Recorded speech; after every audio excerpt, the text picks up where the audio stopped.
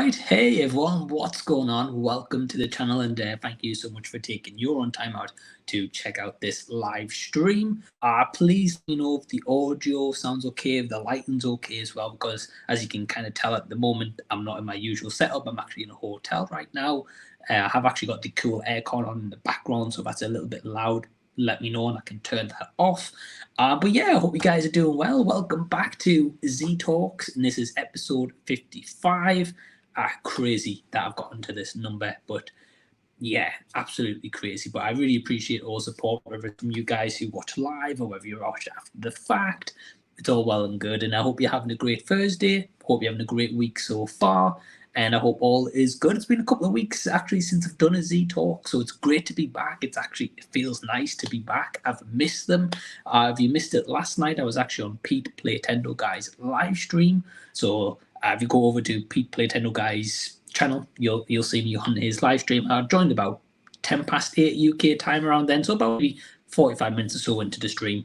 But yeah, how's you guys' weeks going so far? Let me know in the live chat section, which is down below. Let me know how it's going, what you've been up to, or you're up to anything exciting. And thank you so much for tuning in. And of course, I've left the link in the live chat as well if you actually want to join Z Talks tonight. Kind of like an open invitation, I'm going to be honest. I mean, if I do get 5 guests, that will be a full lineup, unless someone leaves, so you can try join. But not really too sure about that and how that will kind of go down. But yeah, thank you everyone for just tuning in. And as I say, thank you for tuning in. If you're wondering, Mike, why you're in Birmingham right now and in a hotel as well, yeah, as I mentioned, I am in Birmingham. So basically, you guys may have seen on the channel in the past, I've done something called a vlog at an event called Insomnia Gaming Festival. So I'm here once again for Insomnia Gaming Festival, and I'm here to live that kind of weekend for Insomnia Video Game Festival, which starts tomorrow, and the final day being Sunday. So I'm in Birmingham for Thursday, Friday. Today, Friday, Saturday, and Sunday. Return home on Sunday. So yeah, just think a little bit different. But I think we do have a guest waiting in the wings.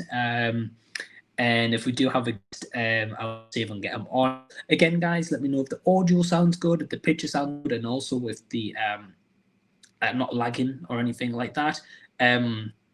Just simply because I'm actually using hotel Wi-Fi, so I'm hoping it's going to be okay. But again, please let me know. We do have a guest in the wings with Norin Radd89. Hey, man. Hey, what's up, buddy? What's up, man? Hey, what's going on, brother? Pretty good, man. How's it hanging? I almost thought we had the same shirt on. I was like, what shirt you have on? I was like, oh, because the top, but yours is different. Yeah, I've got like a it's like a sushi monster, ramen bowl kind of monster. I'm not really too sure, to be honest. Yeah, mine's the Hunter X Hunter. If you watch that anime, Hunter X Hunter. Oh, nice. I've heard of that anime, but never seen it before.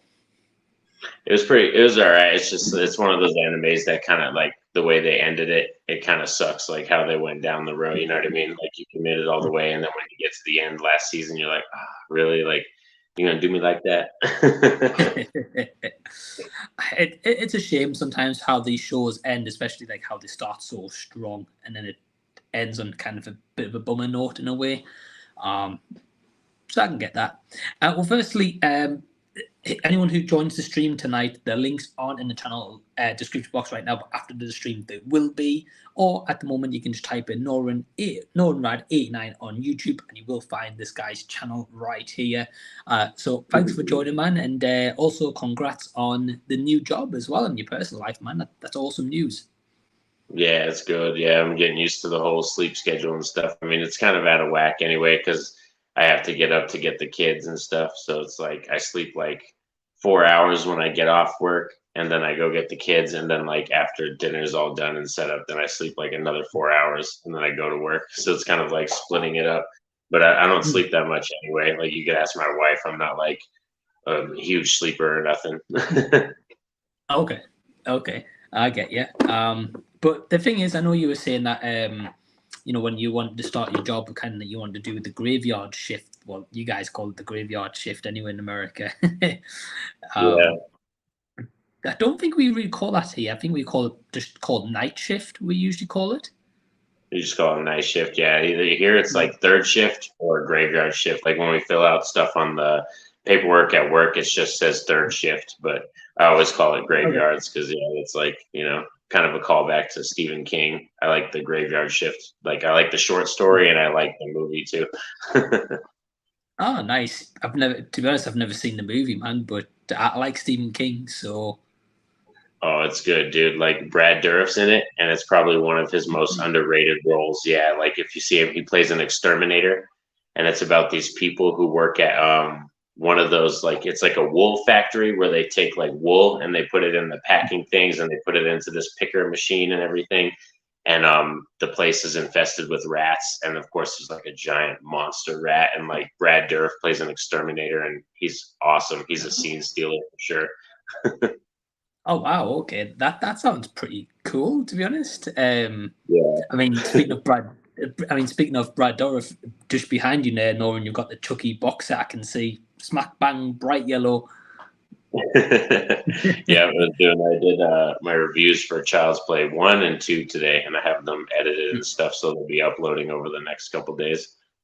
Nice, man. Well, anyone who isn't subscribed to Norin Radd89 now, he's trying to get to 350 subs. So please go over to this man's channel, type in Norin Radd89 on YouTube, find him there. Or the link will be in the description box after the stream, and please go subscribe to Norin. Norin, we have actually got quite a few questions in the chat already, so we'll go through a couple of those. Sweet. So we'll get on. We've got Del Boy firstly saying hello, everyone. Hey, Del Boy, hope you're doing well, my friend. I've got the viewer Drew saying, hey everyone, what's up? Hey Drew, What's up, thanks for tuning in. I've got Tyler Carter saying, yo, Mike. Hey Tyler, hope you're well. I appreciate the love and support, guys, really do.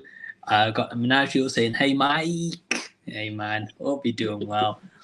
Got Harry from Halem also saying, Mike, oh, there you go. Mike, awesome to see you streaming, buddy. Hey, well, thanks, dude. Kind of last minute decision. Hit Norin up and sent him the link and said, hey, man, look, if you're free, come join tonight, So appreciate you doing so, man. Really do. Of course. Thanks for inviting me, brother. Hey, as always. We've also got Sin's Corner in the house. So, hey, Sin. She says, oh, dang, definitely impromptu. I'll try to tune in and listen for a bit, but just got back from Dragon Con. So I'm playing catch up. Also going to see Equalizer 3 this evening. Oh, that's all. Well, thank you, Sin, for listening. Yeah, I remember you telling me about this Dragon Con, so I hope that was a good time, and I hope you enjoyed the Equalizer as well. Norin, have you seen the Equalizer movies? I've seen the first two. I haven't, of course, seen the third one yet because I didn't get to the theaters to see it. But I liked the first one a lot, but I didn't think the second one was really needed. So I wonder how they're going to handle this third one because the second one was like. There's cool stuff in it, cool action sequences, and seeing Denzel, of course, he's a banger. He's such a good actor. Like even if he's putting in half effort, it's still a really good effort. You know what I mean? But yeah, I was like kind of mediocre on the second film, so I'm wondering how this third film is going to turn out. Yeah, I've got to agree with you as well. Yeah, I love the first one. Second one, as you said, didn't really feel like it was needed. Yeah, I don't know. To me, it kind of feels like a bit like a Taken trilogy. Like the first movie's great, and the other two weren't needed. yeah, they keep going. Like, yeah, even that franchise, I'm the same way. Liam Neeson, like, he got tiresome after that first film. I was like, they got really old really fast. Right, exactly, man. Well, anyway, Sin, hope you enjoy the movie. Let us know, and I'm sure you'll do a review anyway. So definitely hope to see your review later. She also does say, great. Good to see you last night in the comments on Sound Booth Feed stream. Hope you're doing well. Yeah, doing good. Definitely try to tune into people's streams and contents whenever I can. So yeah, no worries at all. Harry says, "What's up, Mike and Norin? Can definitely relate to the new job stuff. Hope you're doing well, man." He said, "Can't wait to be able to watch movies and do more YouTube." Yeah, man. I mean, Norin, you know yourself, right? Like when you get a new job, it's hard to adjust sometimes to those schedules, and then trying to fit in movies and trying to fit in YouTube videos and stuff. And especially you've got kids as well, so can't imagine how tough it is. Yeah, it's wild. Like that's the only thing now is like with the graveyard shifts, like my kind of nighttime watching for movies is over now. Now it's kind of like I have to do it like when I first get home, like right before the kids would get up, you know what I mean, or getting ready for school, or like after I drop them off and sacrifice a couple hours of sleep, which is all right with me sometimes.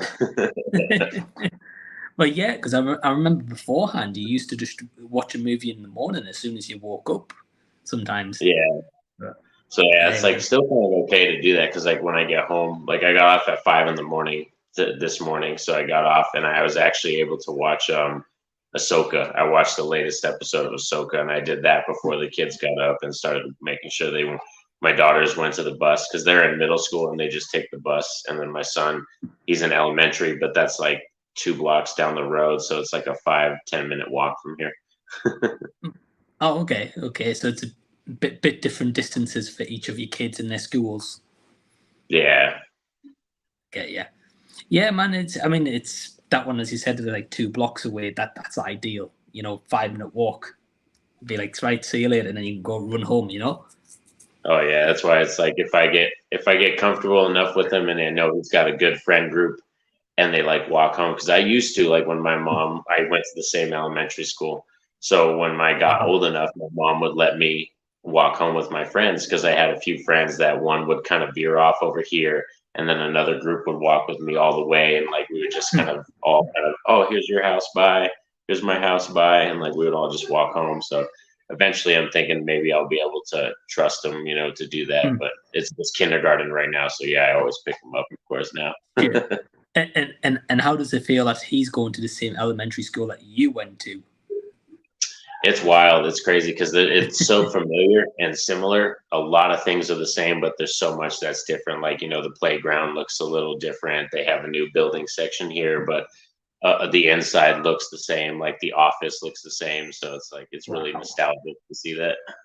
Wow, that's cool. It's cool to hear that they haven't really changed a lot of the interior kind of stuff. That's cool. Yeah. I've got Menagio saying, "Hey, Norin, what a surprise. Hope you're well. You're a badass." Thanks, bro. Thanks. That's a great compliment. Thank you. That's what my son actually says that too.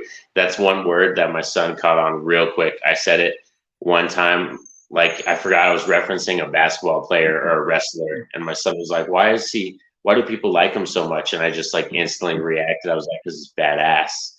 And then like my son just now, like he says it whenever he gets a chance, he's like, "That's badass." Oh man, I can imagine kids click on pretty quick with certain words. So Yeah, and it's always the ones you don't want them to hear. Like they hear it, and then it's like that's the one they're like, "What does that mean?" And you're like, "Oh my god, you don't listen to some of the other stuff I say, but it's that one thing." typical. Yeah. We've got Cy Robson in the house. So hey, Cy, hope you're well. He says Equalizer 3 is the best in the franchise in his opinion. Wow. Nice. That's a good recommendation. I like that. I'm still definitely going to see it for sure because Denzel, I respect him enough and totally want to find out how they end the character. Right. Oh, definitely. It'll be interesting to see how they end that journey. I think I got a call coming in. That's why. It's all good. It's all good, man. Yeah, it'll be interesting to see how it ends the journey. I know my mum and dad seen it. They said they really enjoyed the movie. Didn't think it was better than the other ones, but Sai saying the opposite of that. So definitely some mixed reactions for sure. Yeah, for sure. I'm gonna let my dog in real quick. He's outside. He's crying at the door. No worries. No worries. We've also got another guest in the wings. We've got Kieran from Film Review Central. Hey, dude. How you doing, mate? Good to see you. Hey, you too, man. How you doing? Yeah, not too bad. Not too bad. A really good way to end the day on Z Talk. So yeah, I'm looking forward to this. Hey, well, thanks for joining, man. And I think since last time I seen you, you've grown a mustache. I might be wrong. I'm trying. Yeah, that's the plan. Norin, always great to see you, mate. Good to see you. No, just trying. See how it goes. Yeah, no problem. Hey, well, thanks for joining, Kieran. The link to Kieran's channel, Film Review Central, will be in the description box after the live stream. Or again, just type in the YouTube right now. We'll be able to find Kieran's channel as well. So yeah, thanks for joining, dude. We're just going through a couple of comments we've got right now in the chat. Fantastic. That sounds good. Got a couple of questions, but I'll just quickly read off a couple of just the comments first. The viewer Drew says, "Good news! I got some Lego figures from the Lego Marvel minifigure series 2. Sweet. That's awesome. If you're watching, Drew, let us know which figures you got in the boxes, because I know instead of like little bags, you can try feel the packets. Like they put them in boxes now, so you can't do that. Yeah. Obviously, just get people to spend more money, really. But yeah, let us know, Drew, which ones you got. We've got a couple of kind of anime style questions. Sai says, "Hey guys, I have a question. I'm not an anime fan, but I'm interested in Netflix's live action One Piece. Do you think that I should try it out?" A great question. Norin, have you seen this? I haven't watched the live action One Piece yet. I've watched the anime and I've watched a lot of it. And I would say if you're not into anime, a good way to get into it would possibly be watching live action, because it would give you a chance to probably get to know the characters and the world. You know what I mean? And then if you're comfortable enough with that story and you like those characters enough, then maybe you'd want to go to the anime, because the animes are always longer. They're always able to tell a lot more story and a lot more background stuff because they have so many episodes, you know what I mean? So I think watching the live action would be a great way to start and find out if you're interested in diving into it. Right. Yeah, I think that's a good recommendation, and we'll touch on that in a minute as well. Kieran, have you seen One Piece? No, I've not, but actually a good friend of mine has, and they're a big anime fan and said that they really enjoyed it.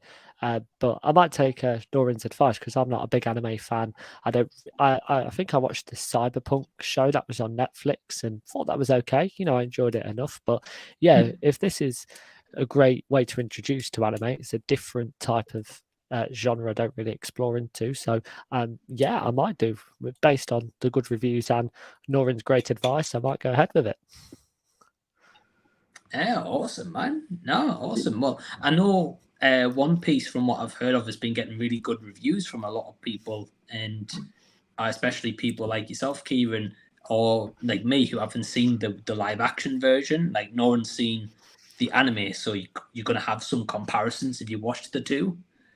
Yeah, that's one thing is like I was nervous about, is if it's going to live up to the anime and stuff. Like Ghost in the Shell is a great example. That's my favorite anime film, and the live action film with Scarlett Johansson was okay, but I knew going into it was never going to meet that level of the anime film for me, because that's my favorite of all time, and how I put that kind of on a pedestal, that it would never be that. So when I went into it, I kind of was more accepting of the live action film that Scarlett Johansson did because of that reason.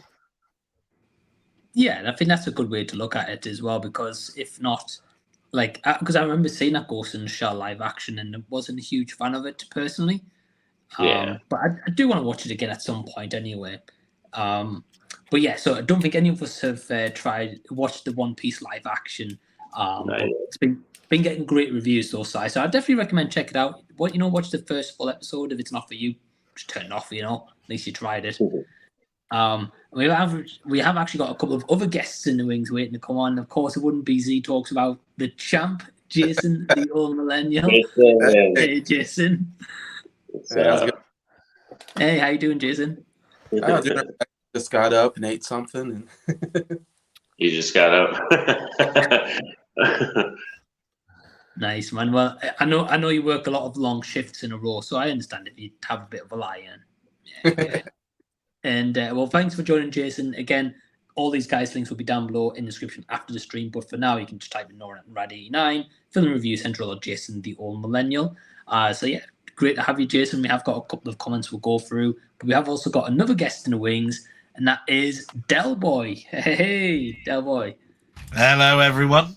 Hope everyone's okay. Doing well. How was yourself? Oh, not too bad. Surviving the heat wave. We're not used to it over here in Britain, but there you go. Nah, it's crazy at the moment, the heat wave. Mm-hmm.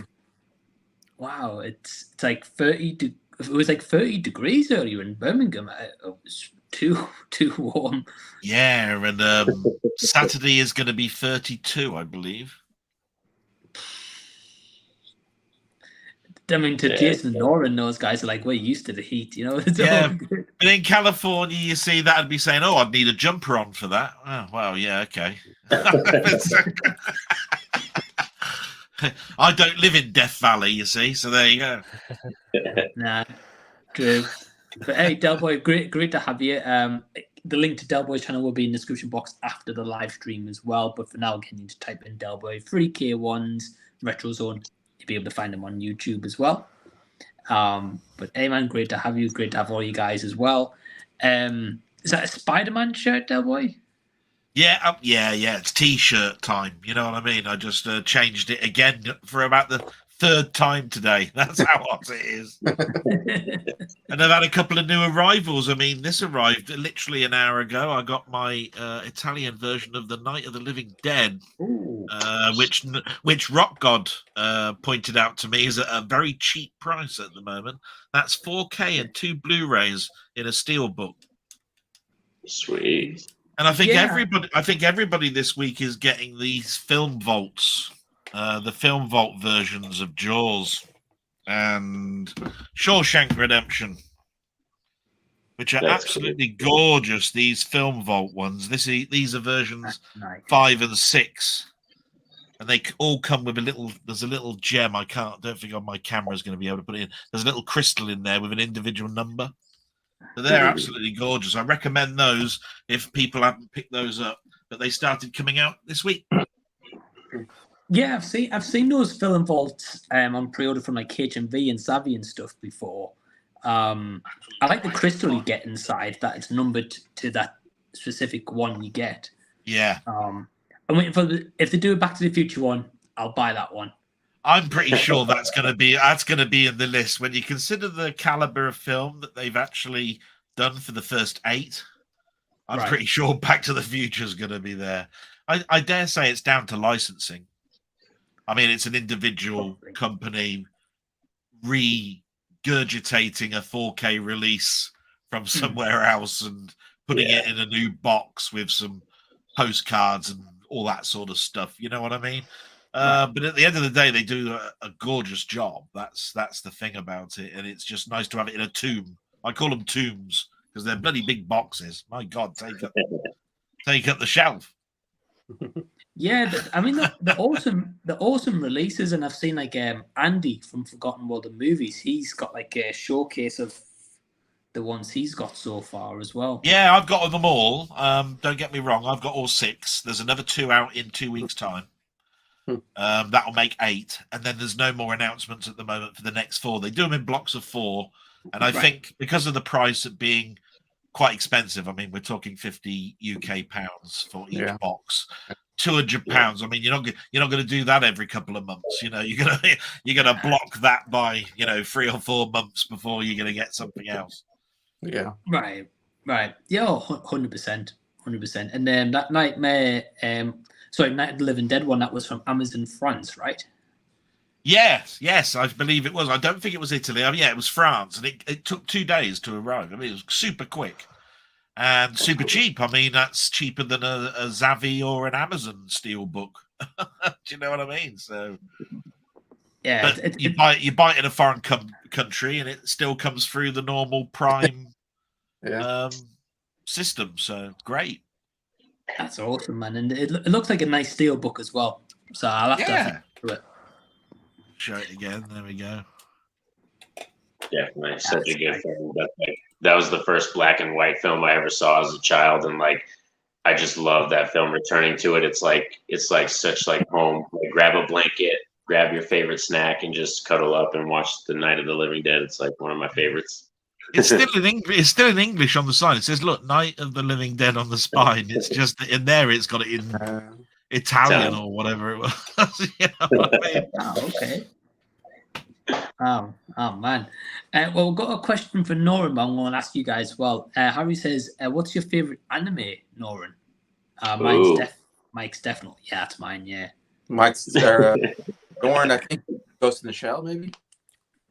Oh, for anime film, yeah, that's my favorite animated movie. In terms of a TV show, like all time, if I had to pick like to live in an anime world or my favorite anime anything, it's Yu Yu Hakusho, which is an anime that came out in the 90s. And I just grew up on that. Like Adult Swim, 1, 2 o'clock in the morning, staying up, to watch Yu Yu Hakusho. And it has some of the best character development I've ever seen in an anime show. Like they really feel like real people, friends, and as an animated show that they didn't try to overstay their length. They did it in, I believe it was like 150 or 160 episodes.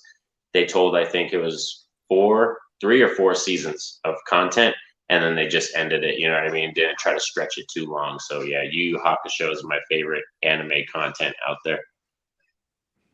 Oh, okay. Oh, that's cool. I've not heard of that one, to be honest. But I like anime. It's great. Yeah, I have all of them. I have all of them, and I got shirts and everything in my closet and everything. Hey, man, well, I can appreciate that. That's awesome. Del Boy, do you like anime? Oh, back in the day, my first introduction to anime, I thought was Akira, and was always my favorite film. But thinking back, actually, there was stuff in my childhood I didn't even know was anime, which is things like Marine Boy, and there was Battle for the Planet, Battle on the Planets, or Battle of the Planets, which had G-Force and all sorts of stuff. They used to spin around and turn into like well, not robots, but into crafts and all sorts of stuff. It was very anime, and I dare say Thundercats is a sort of anime type drawing of stuff. It's always been Akira, and I've bought Akira all the way through different media types. I've had it on Laserdisc, I've had it on VHS, I've had it on, all sorts. Right. There was a really disgusting, pervy one called Legend of the Overfiend that I remember buying in the 90s. That opened my eyes to what those guys over in that country watch. I have to turn around and say, but I'm gonna say for me, Akira. Wow. Akira is my go-to anime film. Is Castlevania classed as anime? I think they've done that on Netflix recently. Yeah. That was pretty good, like that. I've watched Fist of the North Star. I've watched an awful lot, But I'm going to stick with Akira. How's that, Akira? Hey, cool choice, Del Boy. Yeah, I've seen it once. I've got the 4K as well. The first time I enjoyed it, but I don't think I enjoyed it as much as I wanted to. So I'm going to revisit it at some point. But you're right though. It's got so many different variants and mediums it keeps getting released on. It's crazy. Yeah. I mean, it's based on a comic book, isn't it? I mean, it's a graphic novel, and I think there's quite a few books in the range. I found it very weird to understand. Couldn't really get it. Couldn't understand it. I just wowed at the animation. It was like, whoa. And then you learn later on that they used something called rotoscoping. I think it's where they drew over original bikes and stuff, and then did it. And that's why the animation when the people fall off the bikes and roll look so realistic, is because it was called rotoscoping. Yeah. I didn't know that, to be honest. That's incredible. Oh, when something sort of like impresses me, it's like, how do they do that? I go and look. You know what I mean? It's like, I'm away like that. Oh, right, okay. It's not a bad thing. It's quite interesting, to be honest. No, I get that. Jason, do you like anime? So far, I haven't seen anything that I enjoy. Wow. So have you watched many anime before or not really? I think I've seen 4 or 5 anime movies, and so far, and it's recommendation from you guys, actually. I mean, like I watched Ghost in the Shell. Yeah. And I watched the one that you like, Mike. Your Name. Your Name. Your Name. Your Name. Oh, and I've seen like what's it called? Spirited Away and Ponyo. Have you ever seen Ponyo? No, I've seen Howling's Moving Castle. Okay, I know that one. Yeah. So I've seen maybe those 4. And each time I watch one, I come out going, I don't understand what happened in that story. And I'm like terribly bored throughout most of the story. I'm just like, I don't know what's going on here. I don't know why. So far I cannot get into anime movies. Wow. Okay. I think it's interesting though, because I think it depends on what the movie depends on, like the material, and like I think there's some anime series, Jason, that you probably like more than movies, but depends if you have time to watch. Right. I know you keep seasons. talking about Death Note. I know is the big one. I mean, I think you'd personally enjoy that one. But, okay. But it depends you did a review, didn't you? In the Woods. Is that anime then? Because I always thought Spirited Away wasn't really anime. I always thought of it as being another form of animation from that country, from either Japan or China. I thought it looked beautiful. It's very fluid. Anime seems to be slanty eyes, wide eyes, all of that sort of like genre that basically you can tell the bad guys because they got slanted eyes. You can tell the good guys they've got wide eyes, Sailor Moon type thing. And I always thought that how beautiful Spirited Away looks, I wouldn't class that as anime, but maybe I'm wrong because I've been out of that genre for a while in regards to its path, its through its life spell. So but that was a great video you did of In the Woods, and I keep seeing it on Zavi and going, shall I bite the bullet and buy that? It's a steel book. Yeah, I could do with that. I think it's called In the Woods. Is that right, Mike? You'll have to remind me because I'm not very good with titles. I'm trying to think. In the Woods. Something like that, or In the Woods. It was a steel book anime that you did just recently. The Garden of Words. Garden of Words. I can see what I mean. I can't remember what it was. That's the one. And I keep going. I might bite the bullet on that because it looks nice, and it's there on Zavi, and I'm going, yeah, I might. I'm gonna probably do it next week. So I would personally recommend, if you're going to buy a steelbook, watch. I think the movie's on Netflix. Right. Okay. Because it's only like a 45-minute movie. Oh, okay. And I think for me, it was worth it for me because I really liked the movie, and that's my favorite director. Gotcha. And like every steelbook they've released is like that same kind of spine, so it's all in like a sequence if you have them together. Yeah. So that's why I got it. But I think as like a first-time person, I think it's a lot of money to spend on a steelbook of like, especially when you can get like, say, like a Commando or Predator or that Night of the Living Dead for cheaper, like a more known movie.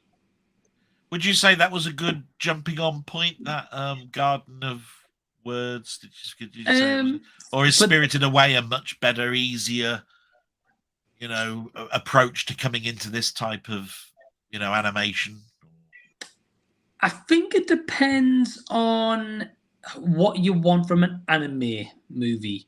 So if you want like a more serious tone, more of kind of like, because like Jason's seen Your Name, that's my favorite one. That's more kind of like a magical, kind of like mystique kind of anime movie. Or you get ones that's like really gory, where like there's like limbs flying all over the place. It depends what you want.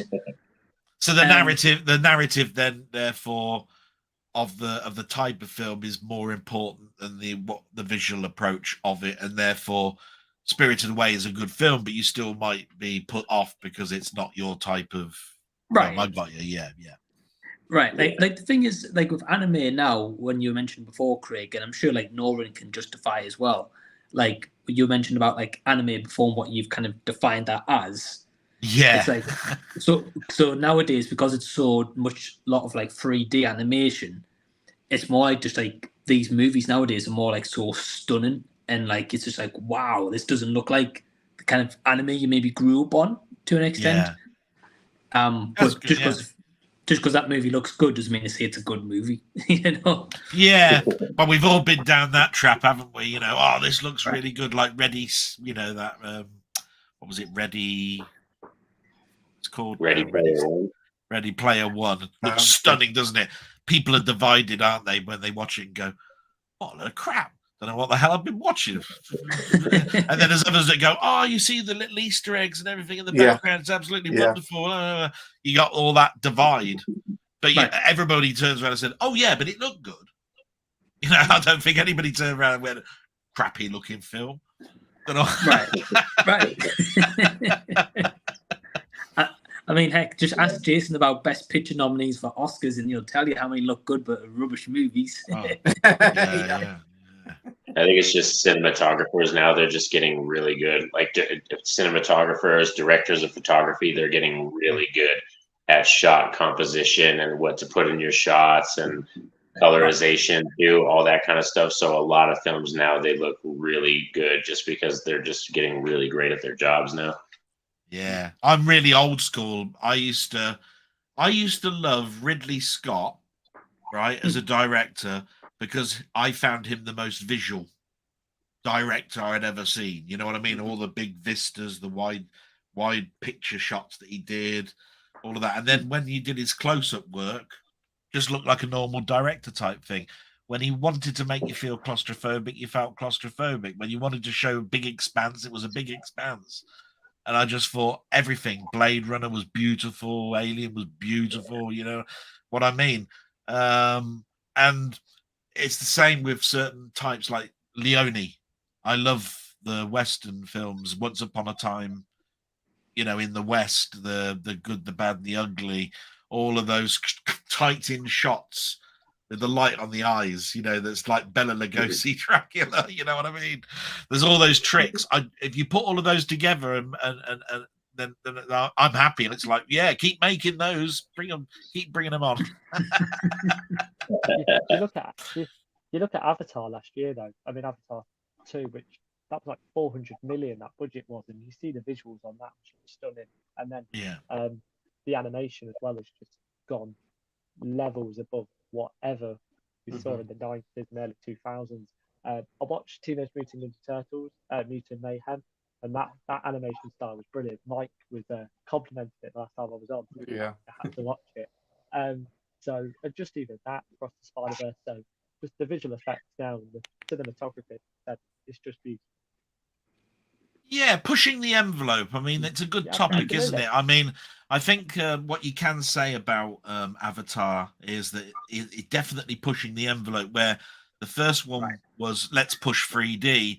The second one is more about let's times the frame rate.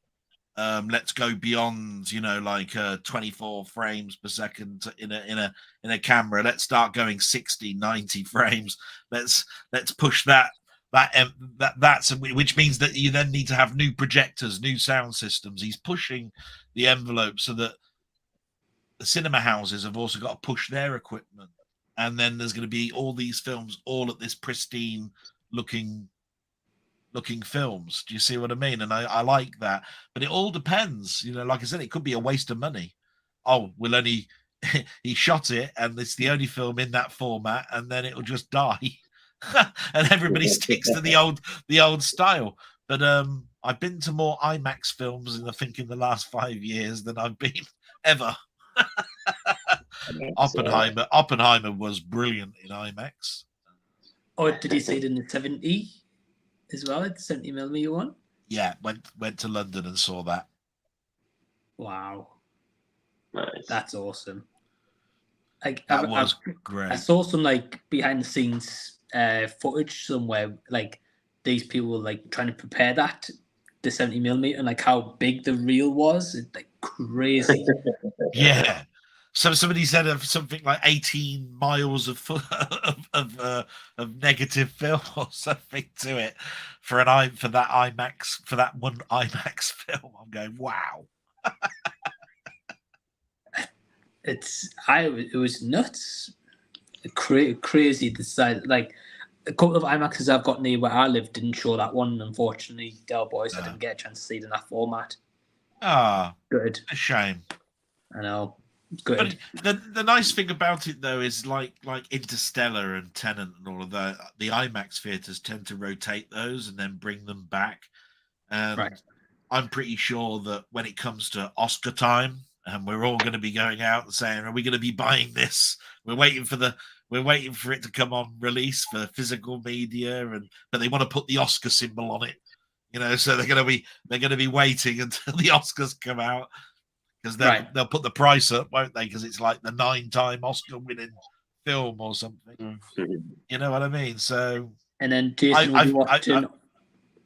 I was just going to say, I think it'll then be on IMAX again. Do you know what I mean? It'll just rotate around. Yeah. Oh, probably. I was just going to say, Jason will probably be watching all the best pictures and be like, "Yeah, this didn't deserve to win the best picture." Oh yeah, terrible. That's my take usually. Like everything that gets nominated for best picture, I'm like, these are terrible movies. I don't get what's going on. Do we all watch the Oscars then? I mean, is it something that you've now don't watch as much now? Couldn't care less. I'm not into the ceremony and blah blah blah. Jason's religious on it. Jason watches it. Yeah. I must admit, for the last 3 years, I've just watched the in memorandum part of it. We've lost him, we've lost her. Do you know what I mean? And then it's like, don't care about the rest now. Me and my friend actually started an Oscar competition where we've got all the nominees, and then we guess beforehand what's going to win. And then there's like a little scoring system. So that's quite good. It's a really good competition. So we try and prepare as much as possible for that. That's always an exciting thing. Makes it watchable. But no, I thought last year's ceremony was actually really good. Just don't do anything stupid like I did in the 90s, because we used to watch it because it was on late at night, because it's always in the Kodak Theatre or whatever it was.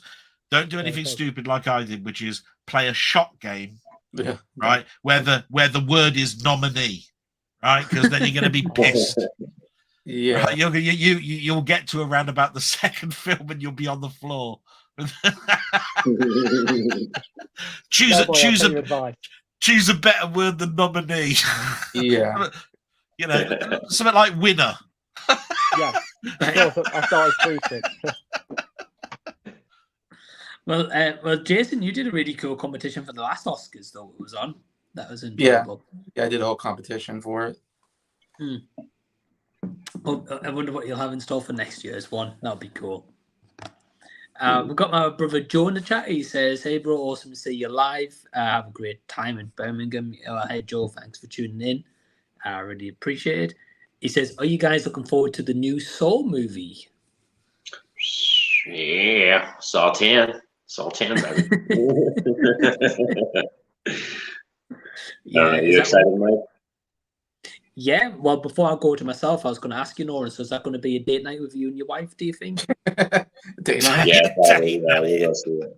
Yeah, definitely. We'll go see it. Like, it's one of our things, because we're like big into horror movies and stuff, and Saw's not a franchise I'm that much into, but I'm intrigued because this is a prequel film, or it's like set in between the first and second film. So we're going to have some returning characters. Tobin Bell's back, you know what I mean, and a bunch of others. I think they even brought Hoffman back. I think he's coming back as well, too. So we'll see how it goes. Hopefully it's better than Jigsaw and Spiral, because I was kind of mediocre on those ones. Wow, okay. Hey, man, nothing more romantic than limbs getting torn apart, eh? Tortured. Yeah. Yep. No, man, it's so good. So good. So no one's excited for it. Delboy, you going to be watching the new Soul movie? Oh, I really do I look forward to any film, but the sort of films I really quite like as a series, but it's like you guys have mentioned, it jumps about a bit. Do you know what I mean? Spiral and that are outside the norm. Do you know what I mean? It's like he's dead, then they're going back and doing a prequel, and I just think to myself, it's a shame that it can't be in order. Do you know what I mean? Where there's a start and an end, and they haven't gone back to the beginning, and then that means that 6, 7, and 8 need to be before 1, 2, and 3, and all of that sort of stuff. It doesn't look right on your shelf if you're going to try and watch it in a particular order. But I will always look forward to a Saw movie, because that first one was just so ingrained in my mind when it first came out. It was like, wow, this 20-minute segment at the beginning, it just blew my mind when I watched it. You know what I mean? It set me up. for this franchise. So, yeah. Yeah, definitely got to agree with you. Yeah, I mean, it's probably one of the most simplistic horror movies you can make, but it's like really effective. And it didn't go for just gore factor; they went for actually like storytelling, which I really appreciate. Yeah, it's a simple revenge flick. Oh, you did this to me, so you've done this to all these others, so watch yourself. But it's all down to his own moral path. If you go off the moral path, that's it. But it has to be his moral path. That's a bit dangerous, because I could turn around and be what I consider to be on the straight path, but to him they go, oh no, that's a no. So that's it. That's your head gone. Oh, thanks. We're going to see Del Boy in a trap in Saw X, aren't we? At this rate, yeah. I think. Gonna need a bigger saw.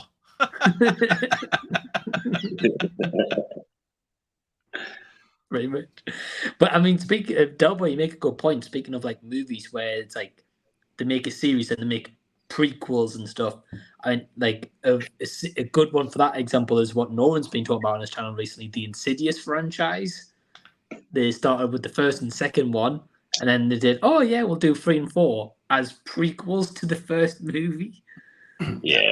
I think that's because Lee Winnell and James Wan, they kind of wrote themselves into a corner a little bit with that whole killing Elise in the third act and stuff. So I didn't think they knew how powerful Lynn Shaye's performance was going to be. And even before Insidious came out, she's a horror icon already before that film even came out.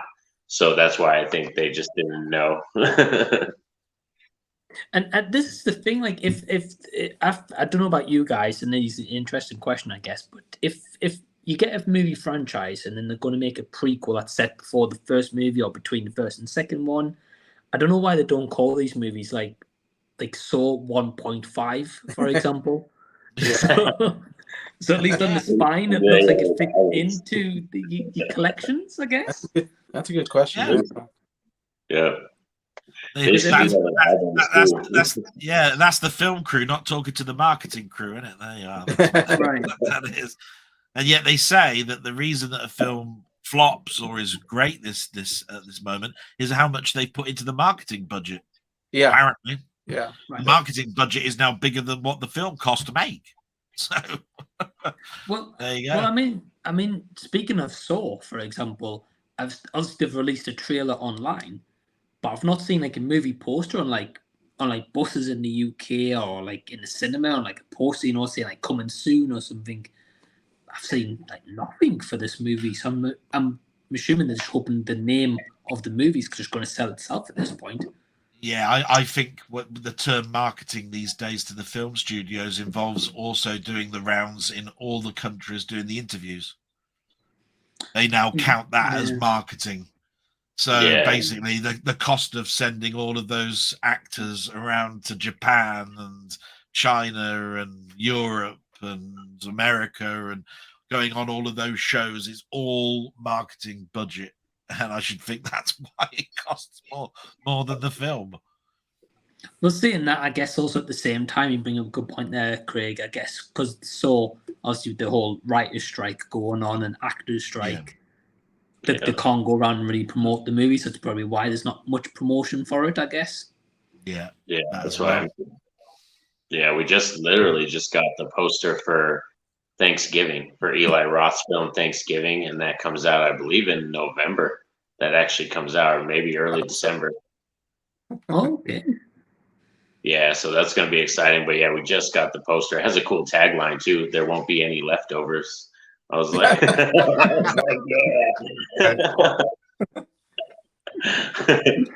oh man, that's good use of marketing there. At least that marketing team's talking to each other, I guess. Yeah, I've heard that like whatever your budget is on a movie, you basically have to make triple that budget to make money because you have to take in all the marketing into effect. So if you're making a movie for $250 million, you got to make $750 million to make money on that thing, which is killing studios right now because they're putting out these really big budget movies and they're only making $500 million. They're losing money. So I mean, there's a lot. what's really intriguing me with the marketing sense is that because you've not got your actors or anybody to promote things, I think Sholo Mariduena from Cobra Kai for Blue Beetle didn't even have an opportunity to, share anything on his social media. So I think the big franchises are going to rely on a name like Thor, like the DC and Marvel. They're relying on a big name. So these smaller movies, which could be great because they've got small marketing budgets, they will use and put that name out there. They can't at the moment. So I'm looking forward to Saw 10. I'm working my way through them. So I'm looking forward to watching it. But like I said, it's the name thing. I think that's really helping this movie. Where if it was a smaller franchise or something that's just trying to set up, then it's going to sort of miss out. And then you're going to go, what a great film. Like, I didn't even know that was coming out. So it's a real sort of struggle with this strike. And I think the marketing, I know a lot of people are talking about how much that's going to be impacted. Yeah. I think horror movies are about the only movies that make money because it's low, but usually horror movies are low budget, and it makes it a little bit easier to make money off of them. Yeah, I think I looked up. Oh, sorry. What did you say? No, you carry on. Oh, I was going to say, I think I looked up a statistic that said like 80% of horror movies pretty much make their budget and then some because of, like they said, the way they keep it low budget and marketing is very like minuscule and everything. Plus the acting, the cast is usually very small scale. It's like new timers and like one iconic actor, Yeah, I'd agree with that to an extent, because all I was going to add to it is that when the new rating system started to come out, Hollywood always wants a low budget film that's going to make high yield back. Yeah. And to do that, they don't want the age range to be too high up, because then you're restricting your audience. So a PG or a U certificate is going to that's low budget is like gold to Hollywood. So that wouldn't make sense with the horror, because horror is low budget, but it's a higher age rating, so you limit your audience coming in. But right now, Hollywood will take anything. Like, please, could you do this for 50 pence? Because we want 50 million for it. You know what I mean? So, I'd agree with you to an extent. But now horror films are what? There's really nothing above a 15 certificate or a PG-13. They're still, you know what I mean? They're still censoring, I think, to keep it lower to get more audience in. Really weird. Oh, yeah. It's crazy because even when I think about it back then, when you watch Poltergeist, that movie when it came out in the 80s, that was PG-13 when it came out in the 80s. If that came out now, that would be rated R. If it came out now, exactly. I think the society changes. I think like the expectations of what you actually put out there on the product. I think the first Saw movie was the most profitable horror movie since Scream. It came out like '96. So yeah, it's like how society changes and how. But no, they really trying to attract to a wider audience, and the best way possible is to, lower that age range, because you are going to have like kids where you're just going to be like, I'm old enough, when they're really not old enough. But sort of like they're trying to do it. But especially with horror movies as well, there's been some really good horror movies, coming out for the last few years. It's definitely a growing genre. Saw's definitely going to come into that. We've also done for Five Nights at Freddy's as well. Them two are going to be like the horror battle of 2023. So I'm looking forward to both as well. Well, I think that's why they pushed up the Saw to September instead of October release, because of Five Nights at Freddy's coming out, and that probably popular, I think. But you're right. I think it's just, as you said, Kieran, like just trying to sell more tickets, and especially teenagers here in the UK, they'll go into a 15 or they'll go see a horror movie at the weekend or after school or something. So yeah, they're usually the worst audiences because they're annoying, but that's besides the point. Jason, is Oppenheimer the biggest box office for Radar movie now, or it's getting close? Getting close. I think Deadpool's still at the top, isn't it? Oh, okay. Yeah, I think Deadpool's very close. But I think he'll beat it though. I think massive potential. Yeah, that's what I've heard. I think they're talking about that maybe being the biggest box office for a Radar movie, which is interesting. Who would have thought Oppenheimer? I can't believe we got a rated R for you guys in America, to be honest. just because of Florence Pugh. That was it. Yeah, it's weird. Yeah. Jason, by the way, are you going to go see the new Saw movie? Opening day. I'll be waiting for it. I'll be so surprised, like if Jason just randomly. Can you imagine if he just doesn't tell any of us and he's just like Saw X review dropping on Old Millennial and be like, "Oh snap!" Oh, that would shock people. Yeah. Yeah. No, I would love.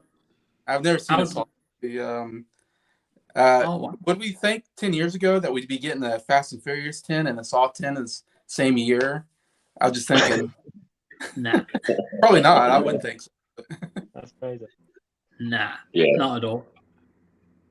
Jason, I will be honest though. I think the first Saw movie, I think you will really enjoy because it's not gory.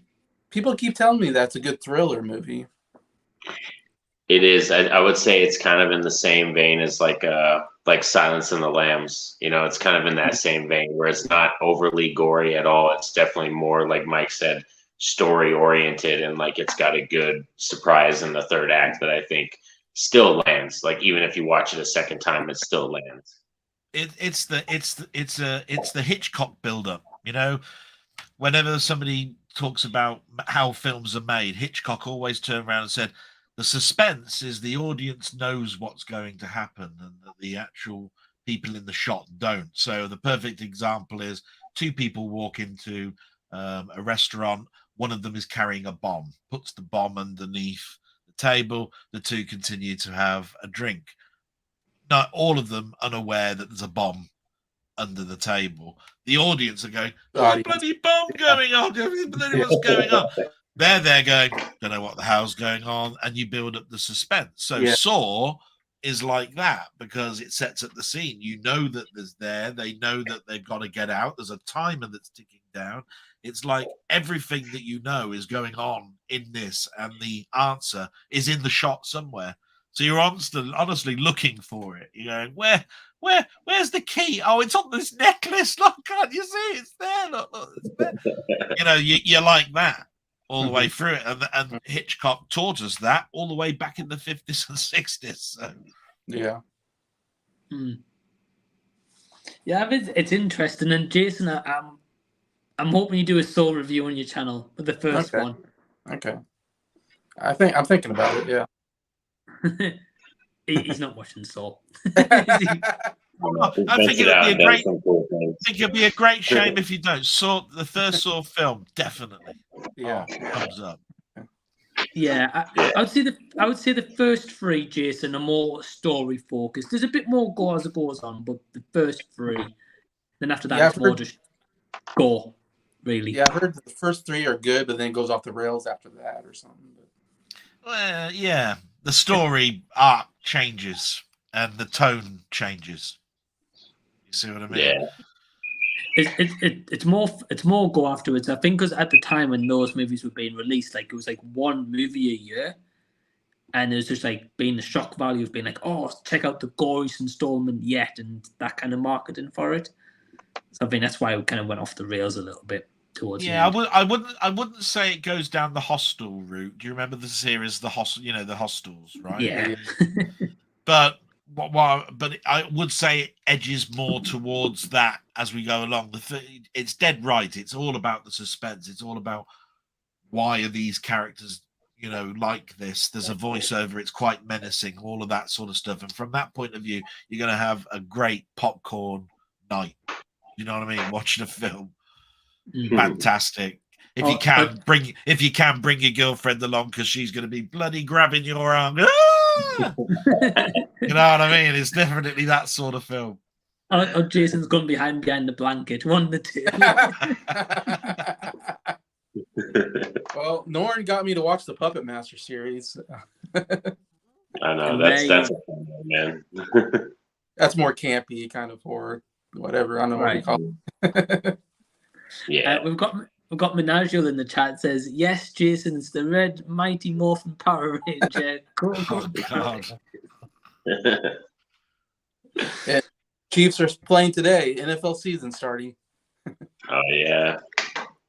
You thinking they're going to be able to beat the Lions, man? I don't know. Jared Goff and the Lions. I don't know. Kelsey is hurt, so we don't have our tight end, and we have some injured players, so it's a little dicey right now. And Chris Jones isn't playing so far, and he's our top defensive guy, and so there's some questions there. But we got Mahomes, so I always feel like we can win if we have Patrick Mahomes. Yeah, definitely. Nice. No idea. I don't watch. I know. You have no idea.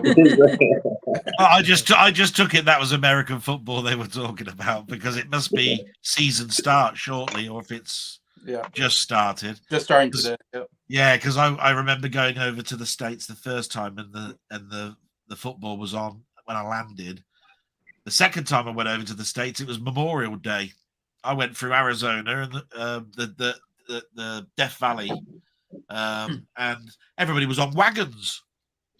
I went, what the hell's going on? They're all dressed up as cowboys and all this sort of stuff. I said, oh, it's Memorial Day. I went, oh, right, okay. Memorial Day. Yeah. So it's really weird. I know that you have your seasons and stuff. So what does yours? Is it like after American football finishes, it's baseball, then after baseball, it's basketball? Or do these go on in tandem with each other? Is there two type of sports that go together all the way through, or? Oh yeah, there's multiple sports. So NFL and NBA and hockey go at the same time, right, Jason? They're typically going around the same time. And then football starts right now, and then basketball will start a month or so later. Yeah, and then baseball ends in October, so they start in the springtime, I think. Right, so that's your summer bit. Like we have cricket, you see, during the summer. Football, pretty much from August all the way up till about April, May the next year. Formula One is much easier to understand because it's like February to about November, 26 races every 2 weeks. I don't know what NASCAR works like over there, but I'm taking that's a big chunk of your life as well. But that's sports. We're not talking about films. What's going on? Hey, nothing wrong with that. I know Norin and Jason are like, they love the American sports, so. Yeah, me and Norin can talk basketball all day. Wrestling, we could always talk about wrestling too if you guys want. Oh, wrestling. Oh, God, yeah. I actually just watched, recently, this is a movie, so this counts as a movie thing, but I just watched the documentary Angle, which is the documentary film about Kurt Angle. It's streaming on Peacock right now. Oh, okay. Fantastic. I was literally in tears. It was fantastic. I was sitting next to my wife, and I had tears going down my face. I was just like, it was emotional, man. Yeah, it's really heartfelt, a great documentary. I highly recommend that one. Yeah, definitely. I didn't even know they made one about them, to be honest. Yeah, I didn't know. Yeah, it just dropped. I think it just came out last week. I think it just premiered on Peacock last week because they did a Cody Rhodes documentary right before that, and the Angle one just came out too. Oh, Cody Rhodes, I like to see that too. Yeah, that's good too. That's NBC Peacock, yeah. Yeah, the Peacock. Yeah, that's the station it's streaming on. Kieran, are you a fan of wrestling? I love wrestling. Yeah, I used to be a big wrestling fan when I was a kid, and then I just picked it up. So yeah, I know everybody's name, all the names you're mentioning. All right, good. Yeah, love Cody Rhodes and stuff like that. I've tried to get into AEW, but no, WWE is the main one. Yeah, love it. I'm always keeping up to date with it, and yeah, it's good. I love it. I used to have like all the wrestling action figures as well. They used to drive my mental. Yeah, as well. And I used to have like loud crashes and what are you doing up there? Just playing with my wrestlers. So no, they used to have so many cool toys, like for real. They had the rings were so detailed. They had the mini chairs and things like the titles. I used to set it all out. I used to have the entrance music playing as they go. Yeah, I went. It was every day after school. That's what I used to do. So yeah, no, it used to be really fun. I used to enjoy it. Oh man, that's awesome. Del Boy, do you like wrestling? Yes and no. This is the answer to that. I'm probably older than all of you guys, and British wrestling had a different thing to American wrestling. I mean, I grew up watching World of Sport on a Saturday. when I was about 10 or 11, and the wrestling we'd have over here would have been Giant Haystacks and Big Daddy. They were big, larger than life characters and all of this sort of stuff.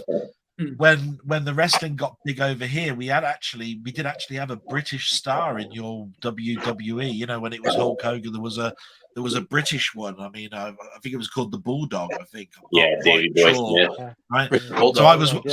I was watching again when it was the Undertaker and all of this sort of stuff. Right. I remember these names. But just recently, no, I haven't watched wrestling in a long time, and I keep meaning to go. I wonder if it's still fun. You know what I mean? Because I used to watch it at night, and they'd do these fake sort of like faking these people out. They do these commentaries. You know, they look like they took a corner of a room somewhere and got two wrestlers and said, "We're going to get you the next time," and all of this sort of stuff. I don't know whether they still do all of that. It's like a parody type thing that they stuff. But I do think that a lot of people do the ultimate fighting now. I think that the cage fighting. I think that's taken a big chunk of wrestling away. I should think. But I used to like wrestling. Like I said, I used to play computer games. Used to play on. Back in the day, I had a Commodore 64, and I'd play on wrestling on there, and the NES. I played it on there, and I played it on the Xbox, and all this sort of stuff. Then all these WWE whatever it was. Titles, but the 64 it was things like Rock and Wrestle and rock banding, wrestling, and all that sort of stuff. Mad times. But I am in my 50s. I am in my 50s. Okay. But one of my favorite films, wrestling, is The Wrestler. The Wrestler. That is a great film, Mickey Rourke film. Yeah. They're making there's a wrestling movie. It's supposed to be coming out. It's an A24 movie called The Iron Claw. Yeah. About the Von Erich family, which I'm kind of interested because the whole story behind the Von Erich family is such a crazy, tragic story that I'd be kind of interested in seeing what they do with that. Yeah. That's got a really cool casting as well. Like Zac Efron's in it. Jeremy Allen White from The Bear, and I love him in that. So when I heard that he was in that. I'm definitely going to check that out. Hopefully, it gets a little bit of praise because I think the rest of them was like Oscar nominated and it won some really, really good stuff. And then hopefully that this does as well. So yeah, it's a very small sort of genre. So hopefully it does something, especially with Zac Efron on it as well. I'm sure a lot of people enjoy it just for that. Yeah, I think you bring up an interesting point though, because there's probably so many wrestling stories you could generally make and tell. Yeah. That would be probably really good. Wrestling tells. I tell you what gets me in the wrestling is the stories. Sometimes when they hit you the right story, it's so great. Like it's some of the best storytelling, to be honest, out there. When you think of Kofi Kingston winning the championship at WrestleMania, I mean that was such a great story. The whole line through how they did that. Even Daniel Bryan when he won it back in like WrestleMania 30, whatever it was. What was it? 38. I can't remember what it was. I'd love a film around the time of Rowdy Roddy Piper because, I loved the film They Live and all of that sort of stuff. And that's how I knew that he was a wrestler. And then I started to watch WrestleMania and there he was. And I was going, oh, right, yeah, he's a pretty good bloody wrestler as well. And it would be really good to revisit that era again and somebody do a film a bit like The Wrestler and more along the lines of Rowdy's story, because I mean obviously sadly missed as well, but I think those characters are primed for us to go back to now. Do you know what I mean? And then it encourages you to watch the stuff now and then it will make their names bigger. I think that's how I look at it anyway. I mean, look at what happened to Bret Hart in WWE. Like that's such a crazy story that you can't. You think it was like made up, but it was real, and it was like, I could make that's. I mean, they made a good documentary off of that, but I'd make for a good movie or something. Fighting with my family as well. That came out about 4 or 5 years ago. Years ago about Paige. Like that was a really good British wrestling story. Yeah, and that had a great cast in as well. Florence Pugh. Nick Frost was in as well. Dwayne Johnson actually was part of the story. Did Stephen direct it or did he write it? Yeah, I thought he did on that. Yeah. Mhm. Yeah, so like really good as well. It was nice to have like a British story as well. No, that's an You know, interesting to delve story as well. Yeah. on. Yeah, it's like yeah, Have like you you said, seen, have you, Joseph, you pick. have you seen that one, Del Boy, The Fight with My Family that Kieran's mentioned? I mean, that film that you just mentioned just now with Stephen Merchant. I haven't seen it, but I've heard a lot about it, and I've seen lots of clips.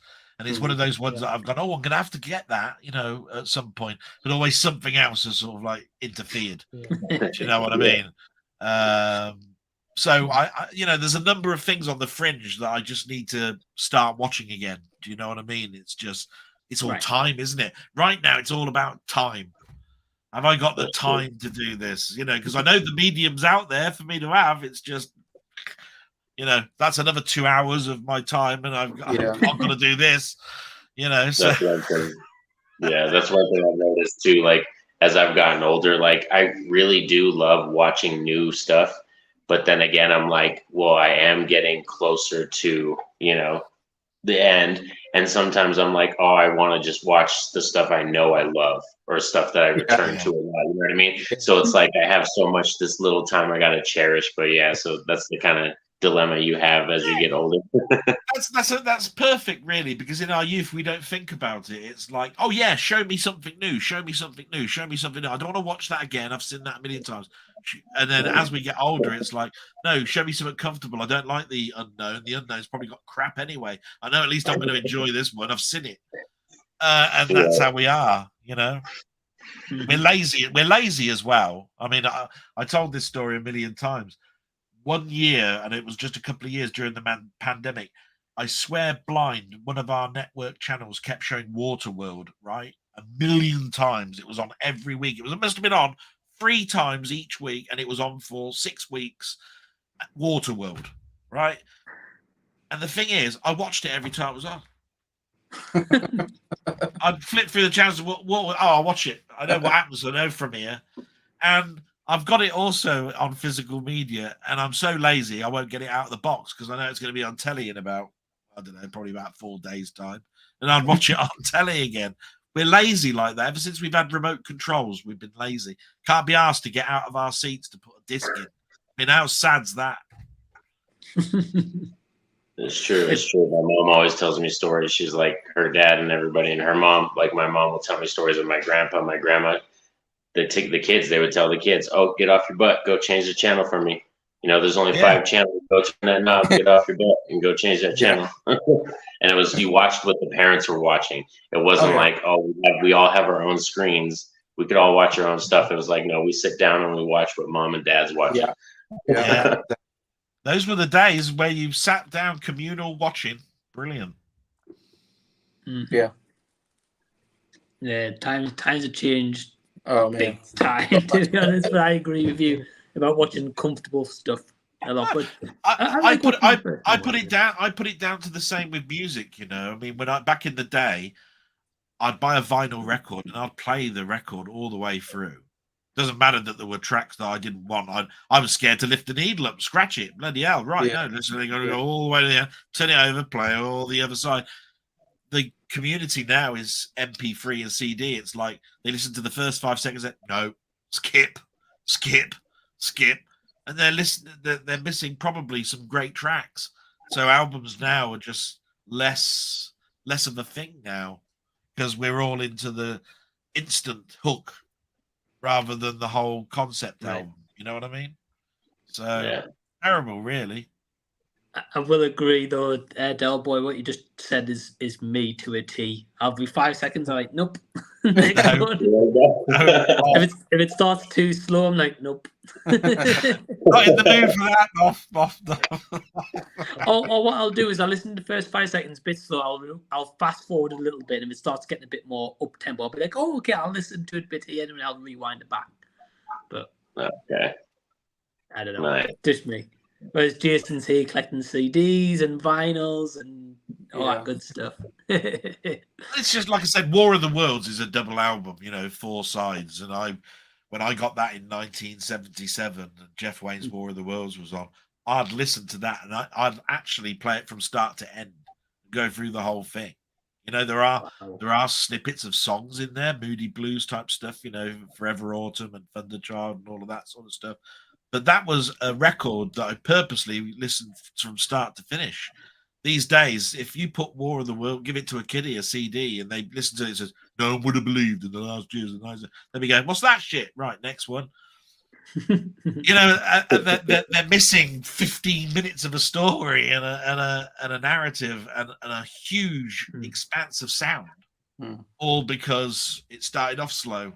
And that's where I find it really bad, because people that bring out now 14 or 15 tracks on an album are going to turn around and say, I only like 2 of them. But I bet you if you quizzed them, they'd say, no, I only listened to 2 of them. The others I just skipped. Sounded shit, so I went past it. You got to play some over and over again, repetition. Yeah, can I say as well, Jason? I'm looking forward to seeing which Beatles song is #1. Like every single time I watch a video, you're going further and further down. So I'm looking forward to seeing which is #1, because I'm a big Beatles fan. So okay, yeah. I'm looking forward to seeing, because every single time I watch a video, I'm going, okay, so that song could potentially be #1, but you've already put it in. So no, I'm looking forward to #1. So I can't wait. Because I suppose everybody's got their favourite Beatles number. I mean, absolutely, yeah. I'll say to mine, the one that I listen to the most, and it's not a popular one, it's the Man on the Hill. Fool on the Hill. Fall on the Hill, yeah, Fall on the Hill. That's it. I listen to that more. I listen to that loads. I keep coming back to it. It's really strange. I just keep coming back to it, and it's just like, wow, great little song that. If we all go through our Beatles songs, Jason, you can't say, because you're going to spoil the video. I know. If we go through all of ours. I just thought I'd mention my one. There you go. Yes, of course. Yeah, of course. What's your favorite, Mike? None of them.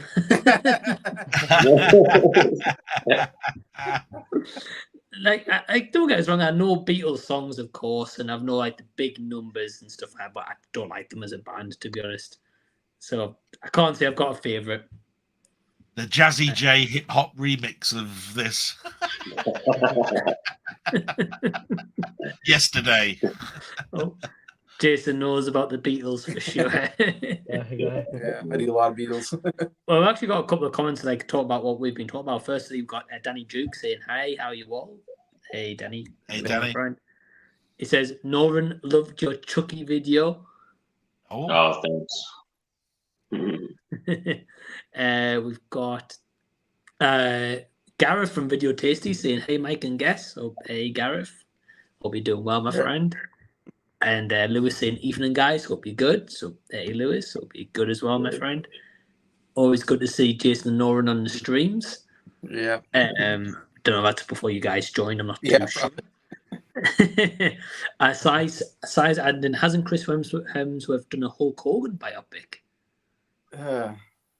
They're talking about it, but I don't think it ever came to be. I think I saw pictures of it.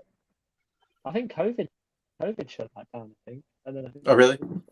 I wouldn't be surprised if he did, dude, for real. Like, Hulk Hogan is like the best and worst thing for wrestling at the same time. Like, he's he's like one of the greatest, but also one of the worst. Yeah. It was almost like he's the Stan Lee of Marvel, and he's like a figurehead. It's like everybody recognizes Hulk Hogan at some point, you know. But he's not the whole thing, but he makes it out that he started everything. You know what I mean? It's like everything started from me. I was really upset when I found out like the end or the whole like NWO like storyline. I'm sure many other people were like when I found that out, because I loved Hulk Hogan. Then when he came back, like WrestleMania 30 stuff like that. That was when he was, you know, that's when I thought, God, who's this? And then I researched it all. And then when I realized that he went bad, I was like, I'm so upset now. Like Hulk Hogan's supposed to be the good guy. But yeah, it was a really like crushing moment. But I'd like to see it, but I mean, this is mainly for Jason and Norin. Could Chris Hemsworth work as him? You know how like we always go, could they work? And do you think that'd be a good choice? I'm not got the sure. stature, hasn't he? Really? I mean, he's got the height. Yeah. And bulk. Yeah, he bulked up for Thor: Love and Thunder. He is really big in that movie. Because I mean, the easiest way to look at Hulk Hogan is to go and look at Rocky 3 and see Sylvester Stallone next to him, and you go, "Yeah, that guy's above 6 foot. Yeah, he's definitely a tall guy." And then that's where you go, "Yeah, Chris would definitely be a good person to play him." Yeah. Yeah, I was interested in seeing it. I was hoping they were going to make it, but then nothing came about. It all of a sudden just disappeared.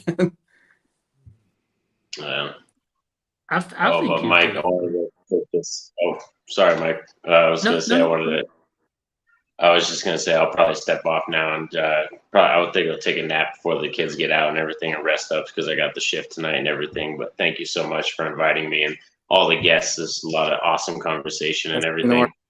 Yeah.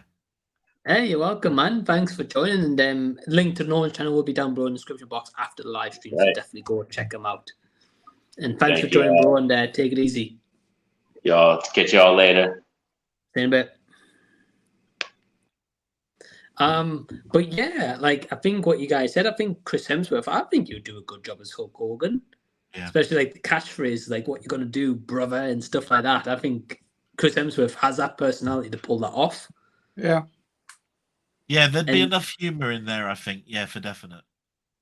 Yeah, and especially with as Jason, as you said, in Fall Love and Thunder, that's why I thought he was doing a Hulk Hogan biopic because his arms and that are huge. Oh, yeah, huge. If that's possible, yeah. I know, right? We've got one comment here actually. Lewis says, I have to say I love when Jason does his questionnaires and his community tab. Okay, cool. Yeah, I do that a lot. Yeah, it's a bit different, man. I appreciate the questionnaires. We've got a few questions in the works here. We've got Sai asking, have you seen the trailer for The Bike Riders? It's a new movie with Tom Hardy, Austin Butler, and Jodie Comer. Looks as if it's going to be about the rise of the fictitious motorbike gang in the 50s/60s. Okay. It's caught my interest based on the analogy that he's just put there, but I haven't seen the trailer. No. Never heard of it. Yeah. No, I think the trailer may have been released today, or maybe the last couple of days maximum, maybe. But good cast, as you said there, Dolby. I agree. Yeah, Tom Hardy and the setting of a 50s and 60s motorbike gang. Yeah, I'd be interested in it. Just haven't seen it. Well, that's I saw the trailer. I saw the trailer earlier, and it looks really cool. Okay. Really, great style, sort of like a really sort of dirty and sort of proper sort of full style. And it looks like Austin Butler as well is in another great sort of leading performance. Obviously capitalized on a great year last year as Elvis, and Oscar nomination. And then obviously like Tom Hardy's just doing his Tom Hardy thing, being the coolest possible guy, and their relationship was really cool. So I'm looking forward to it. It's coming out December 1st in the UK. So you just know there's going to be a music score in there that's going to actually sell billions. You know what I mean? Period pieces can fall flat depending on how they're shot. So if that's shot really well and they do the audio right for it, being 50s and 60s, that's a breakout for just about the whole world. Was the 50s and 60s for music.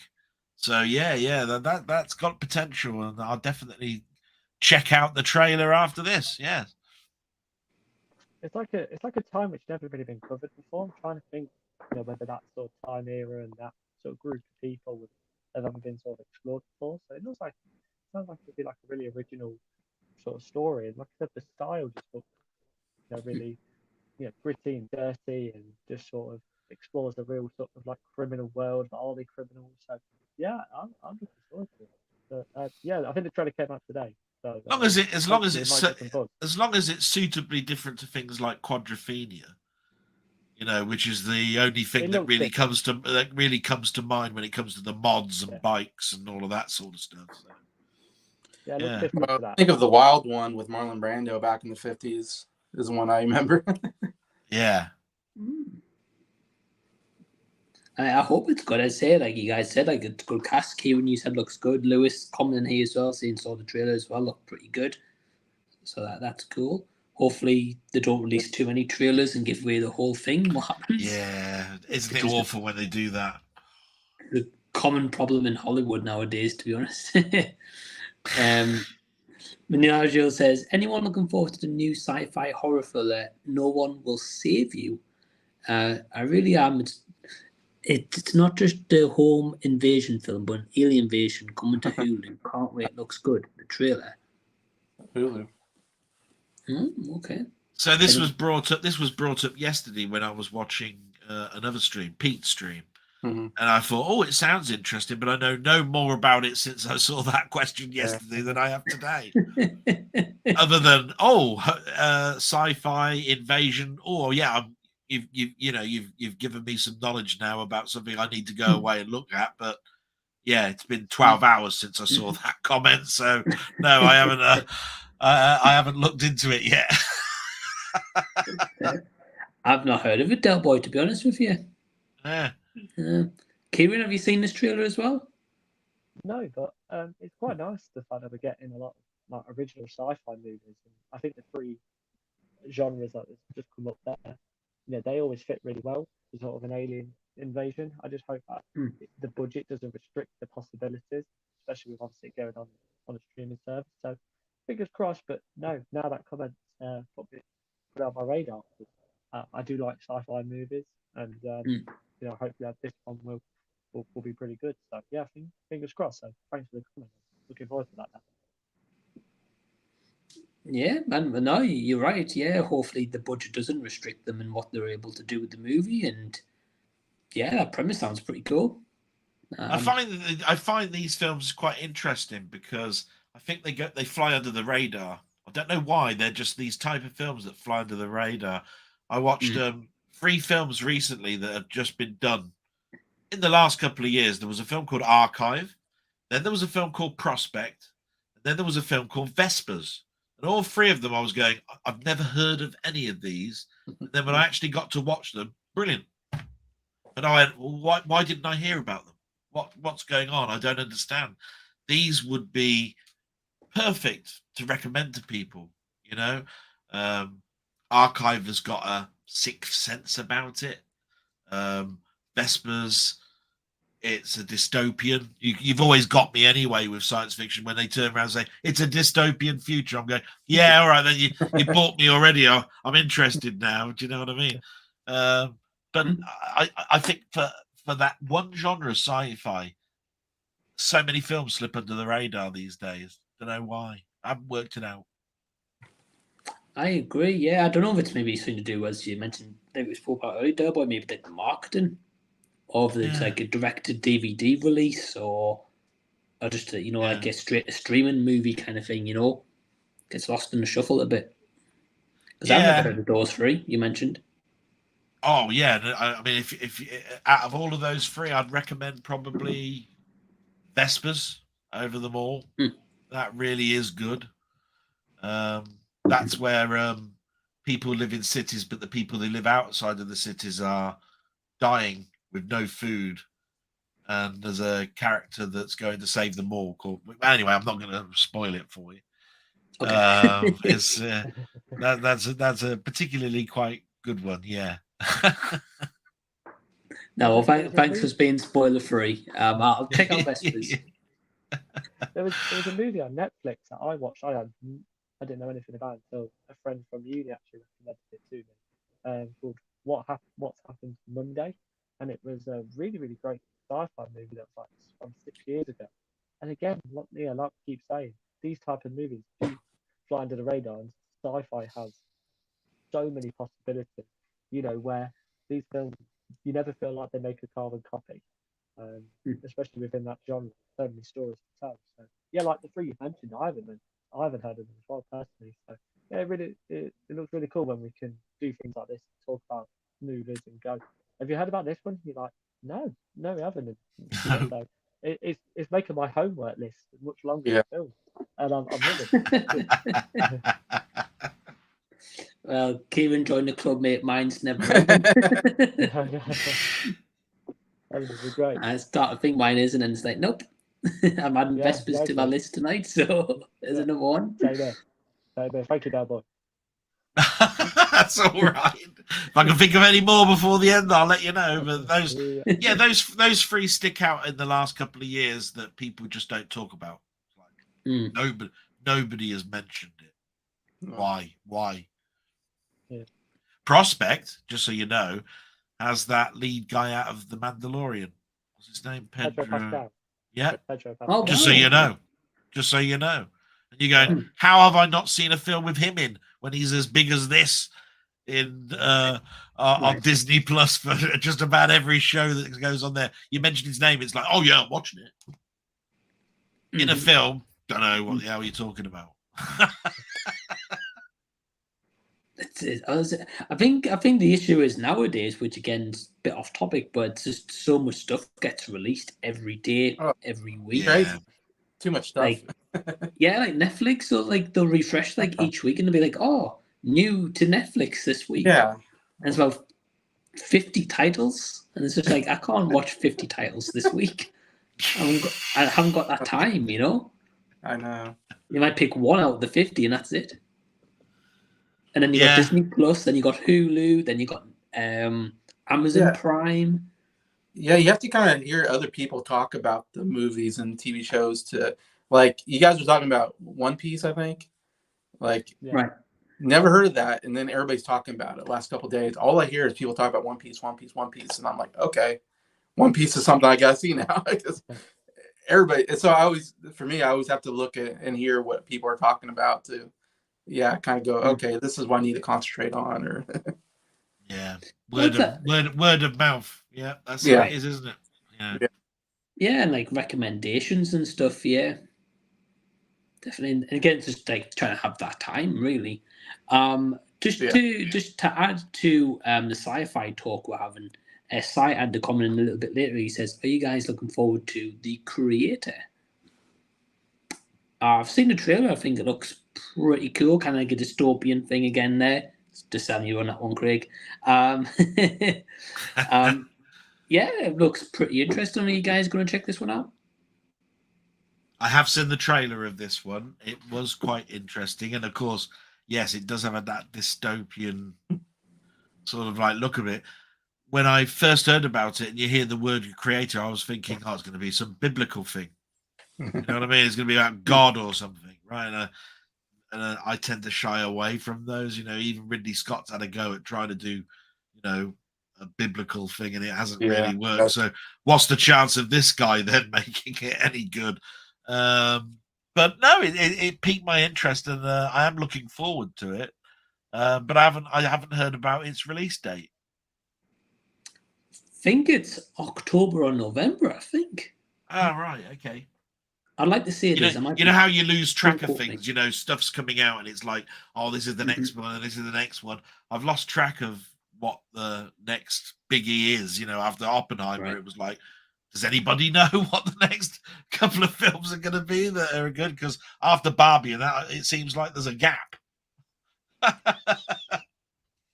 I mean, tomorrow in the UK we get The Nun 2. If you're interested in The Nun, I'll be watching it tomorrow. But yeah, you're right though. Like, I think the next big movies is what we saw before. Like Kira mentioned, Five Nights at Freddy's. We've got like Saw X coming out. Yeah, everybody's talking about Exorcist, aren't they, and all that sort of stuff. But these seem to be a little further away, and it's almost like, shouldn't they be heavily pushing now the next film that's going to be in the next 4 weeks rather than keep bringing out, and then everybody's just talking about Exorcist because of the name and the fact that the main director of that first film has died recently and so forth. You know, it's almost like, well, that's all we're going to be talking about now for the next 6 months, even. And then when it comes out, it's going to be like the biggest fall of grace you ever come across, because we built it up in our own heads because we talked about it for 6 months. Let's talk about the shortfall, you know, the next 4 weeks. Is there something there, you know, something that's going to pique our interests, not something 6 months away where I can talk about it closer to the time, you know? Well, I like time to digest things, I suppose, a little bit. Yeah, you're right.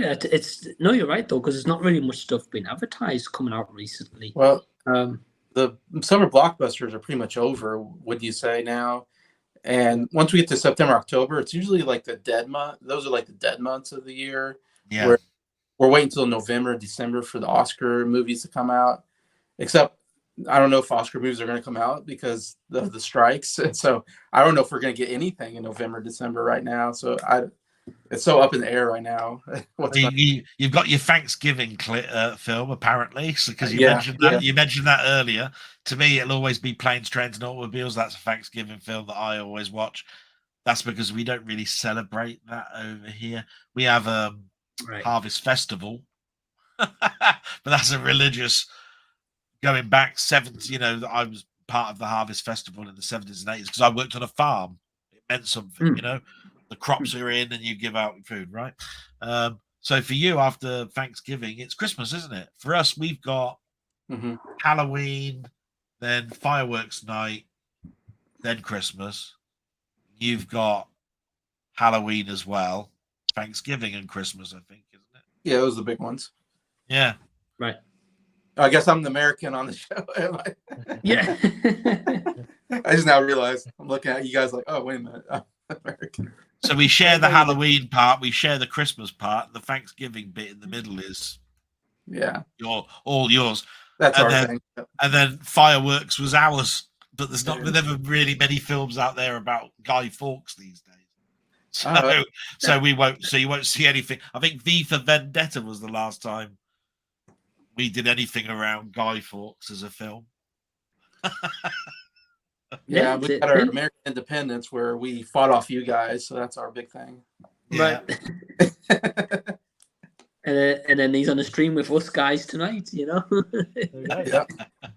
Now we're friends. Right. Oh, thank you, Jason. Of course we're friends, you bastards. I mean, of course we're friends. Hey, man. Nah, he's a good kid. Got Lewis saying, Mike, did you get any ice cream from that short you posted? If so, was it a strange flavour? I seen Branston and Heinz ketchup in there. Yes. I've been meaning to edit it up. I've actually got like a full video of that ice cream shop I went to. It's in London, if anyone's interested. And they had weird flavors. They had Heinz tomato ketchup ice cream. They had Petit Pods, like garden peas ice cream. God. Petit Pois. Yeah. Petit Pois, that's the one. They had Ribena, like blackcurrant ice cream. Well, that's all right. I mean, that's at least a fruit flavour type thing. I mean, it's just like, can I have a mustard ice cream, please? You what? What the hell's that all about? I want a raspberry ripple. I don't know what this mustard and ketchup means. Well, that's the thing. That's the thing, man, Delboy. Like, they had weird things. They had like Branston pickle ice cream. Cheese and onion ice cream, please. Can I have prawn cocktail ice cream, please? They had weird. So I'd never bought the tub. I had like a scoop flavour, and like you could have like a couple of like just like samples, try them. I tried the tomato ketchup one. It was a bit like a less sweet sorbet. It wasn't just as bad as it sounds as it would be, to be honest, that one. But I wouldn't pick it out of like all the other options, though. I'm about as daring as the most daring ice cream is buying Neapolitan, because then, shall I have chocolate or shall I have vanilla? Shall I have strawberry? I don't know what choice to have, and you have it all in one block. Great, fantastic. Somebody offered me a Heinz tomato ketchup ice cream. I'm just going, no. I'm sorry. I don't dare even try it. I just keep thinking of me getting a bottle of tomato sauce, just put it in my gob. Going, no. No. It's different. It's different, I'll tell you that. I think I'll stick to Ben and Jerry's. But that's me anyway. You know how we were saying about being comfortable? You know how we were saying about being comfortable earlier? There's an example. I mean, there you go. Very extravagant flavours, Yeah. He'd be having Neapolitan watching Waterworld, won't he? Later on. Can I have a hedgehog ice cream, please? Well, hedgehog flavoured ice cream. What? So yeah, Lewis, keep an eye on the channel, mate. I'll be doing a full video on that very shortly, and you guys will be able to get to see that as well. Let's have a look. Oh yes, there was also that one as well. A blue dragon sweet chili ice cream. That was also Sweet chili ice cream. I didn't try that one, I will be honest with you. No, I think I had a ambrosia custard ice cream. That was really nice. You see, custard's a pudding. That's why it's ice cream. That's why Right. I don't know ice cream with a pudding. What's this tomato sauce nonsense? You don't put tomato sauce on your pudding, do you? Spotted dick with tomato sauce? No. What's all that about? I mean, some people might. Oh, yeah. I'm just an old fuddy-duddy. I'm so sorry. I hope I brought some humour to it, but it's just like I'm going, sweet chili ice cream. Oh, Just wait, Del Boy. I'll have the video I did soon. I've been meaning to work on it, to be honest. You'll see all the different flavours. You'll be like, what the hell is this place? I look forward to it because that sounds like immense fun to watch. I tell you, I'm going, he's gonna be having a sweet chili ice cream. You're joking me. It was an experience, I will say that. And two movies coming out. Sai Says A Haunt in Venice is the next movie I'm looking forward to. Releases September 15th, and he's a sucker for Agatha Christie. Yeah, that's cool. Big. Since there's been a big resurgence of Agatha Christie, with with the Murder on the Orient Express and so forth. I quite look forward to those, and it's nice that they do. They're sort of like spaced out over about a year or two. So yeah, I'm quite looking forward to A Haunting in Venice. Yeah, me too. I didn't see the last one, The Death on the Nile. I haven't seen that one yet, but I didn't hear great things about it though. If you buy it on physical media, I believe it's the best picture of the two picture-wise. But if you're ever going to watch it, it's the Orient Express that you watch. That's quintessentially the better of the two films. I never was a big fan of really Murder on the Orient on the Death on the Nile. That was the one that in the past it had Bette Midler in, didn't it? If you're going back to the 70s. Oh, really? But Murder's on a boat. You know what I mean? Murder's on a train. But the train's a bit more claustrophobic. Right. You see, the boat stops off, you get off, there you are. The train's going constantly at 70 miles an hour. There ain't really much of a choice that you got. The murder's still there. You know what I mean? To me, it's a no-brainer on which one I'm going to be interested in. It's almost like that Speed 2 narrative, isn't it? No, don't put Speed 2 on. No, it's an awful film. Speed 1, yeah, it's all right. Speed 2 on boats. No. No.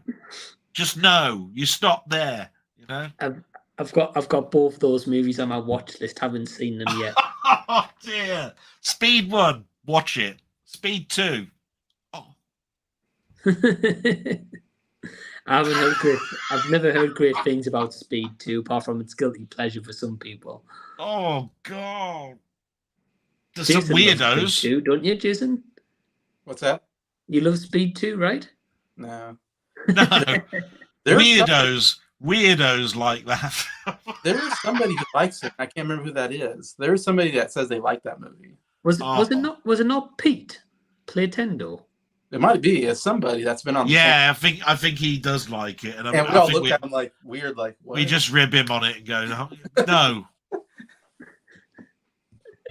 And bless him, Pete's brilliant. Great member of the community. Yeah, love his channel and everything. But we always go to him. Peter, no.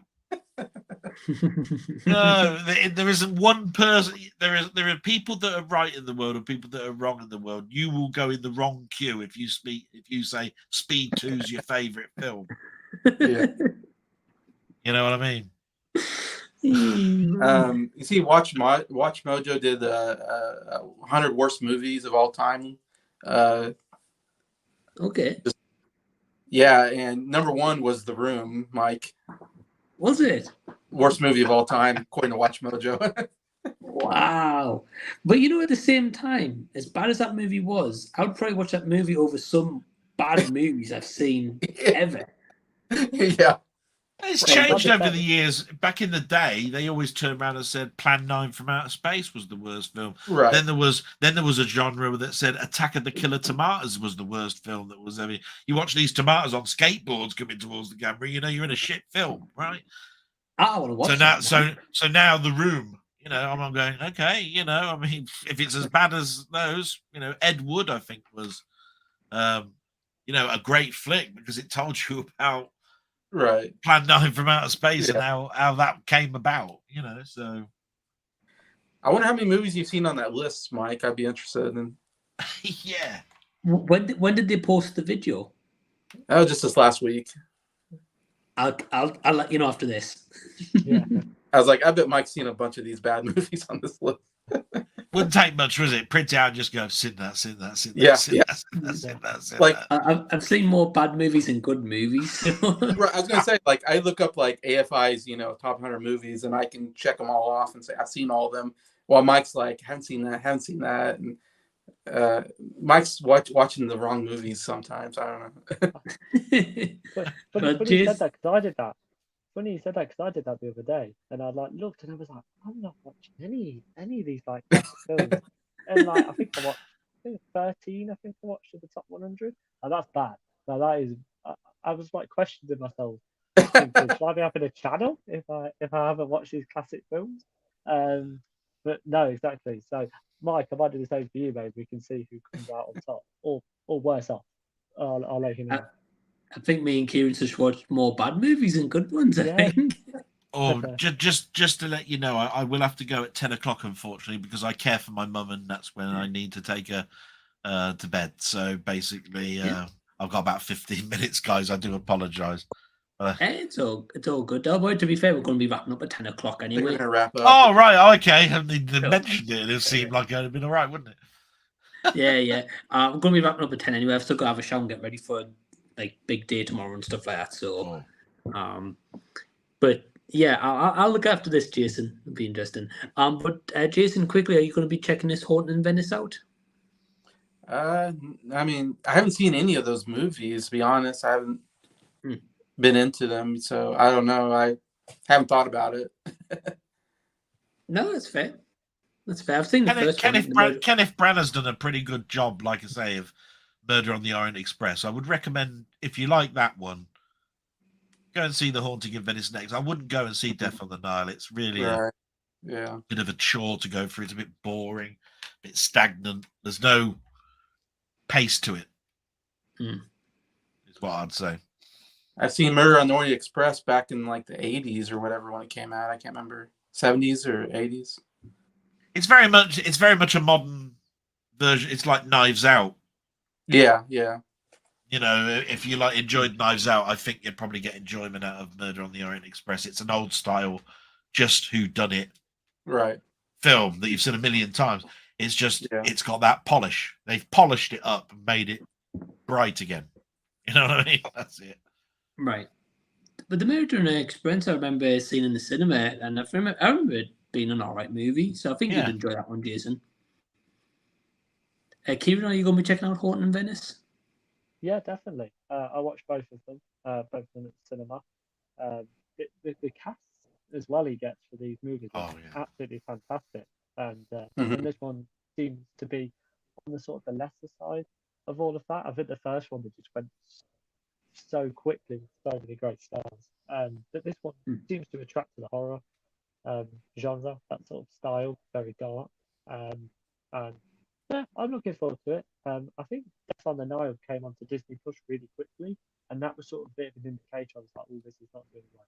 Like when you just feel like when it goes from the cinema straight onto a streaming service, you feel like it doesn't get enough praise. But the one person I'm really looking forward to, and please, she's in a movie, is Kelly Riley, who is in Yellowstone. I love her in Yellowstone. I think she's brilliant. Okay. The fact that she's in this, I'm really looking forward to seeing what she's going to do. Yeah, definitely looking forward to this. Oh, nice, man. Yeah, that's awesome. I've never seen Yellowstone, so I'm not sure who that is. But yeah, she's great. But I think isn't the show Yo is in it as well? And obviously, Everything Everywhere All at Once was a big hit from last year. Yeah, probably undermining it a little bit. me saying like that. It was brilliant. But I still don't think I think Jamie Lee Curtis was still overhyped in that film. I think there were better actors around. Oh, She yeah. was good. She was good in it, but I don't think that was Oscar. No. I think she was surprised when she when I Oh, watched yeah. it. Yeah. She was shocked, and I had the exact same face. Like I said earlier, I did that competition. I do it with a friend of mine, and we just sort of looked at each other, like That's a Raven when they do like the music and the zoom in. We were like that because we thought Angela Bassett was going to win it, but no, Yeah, it's a great that's what movie. I thought. Yeah, it's a great movie, but yeah, I'm looking forward to seeing what she does in here because I think she's a great actress.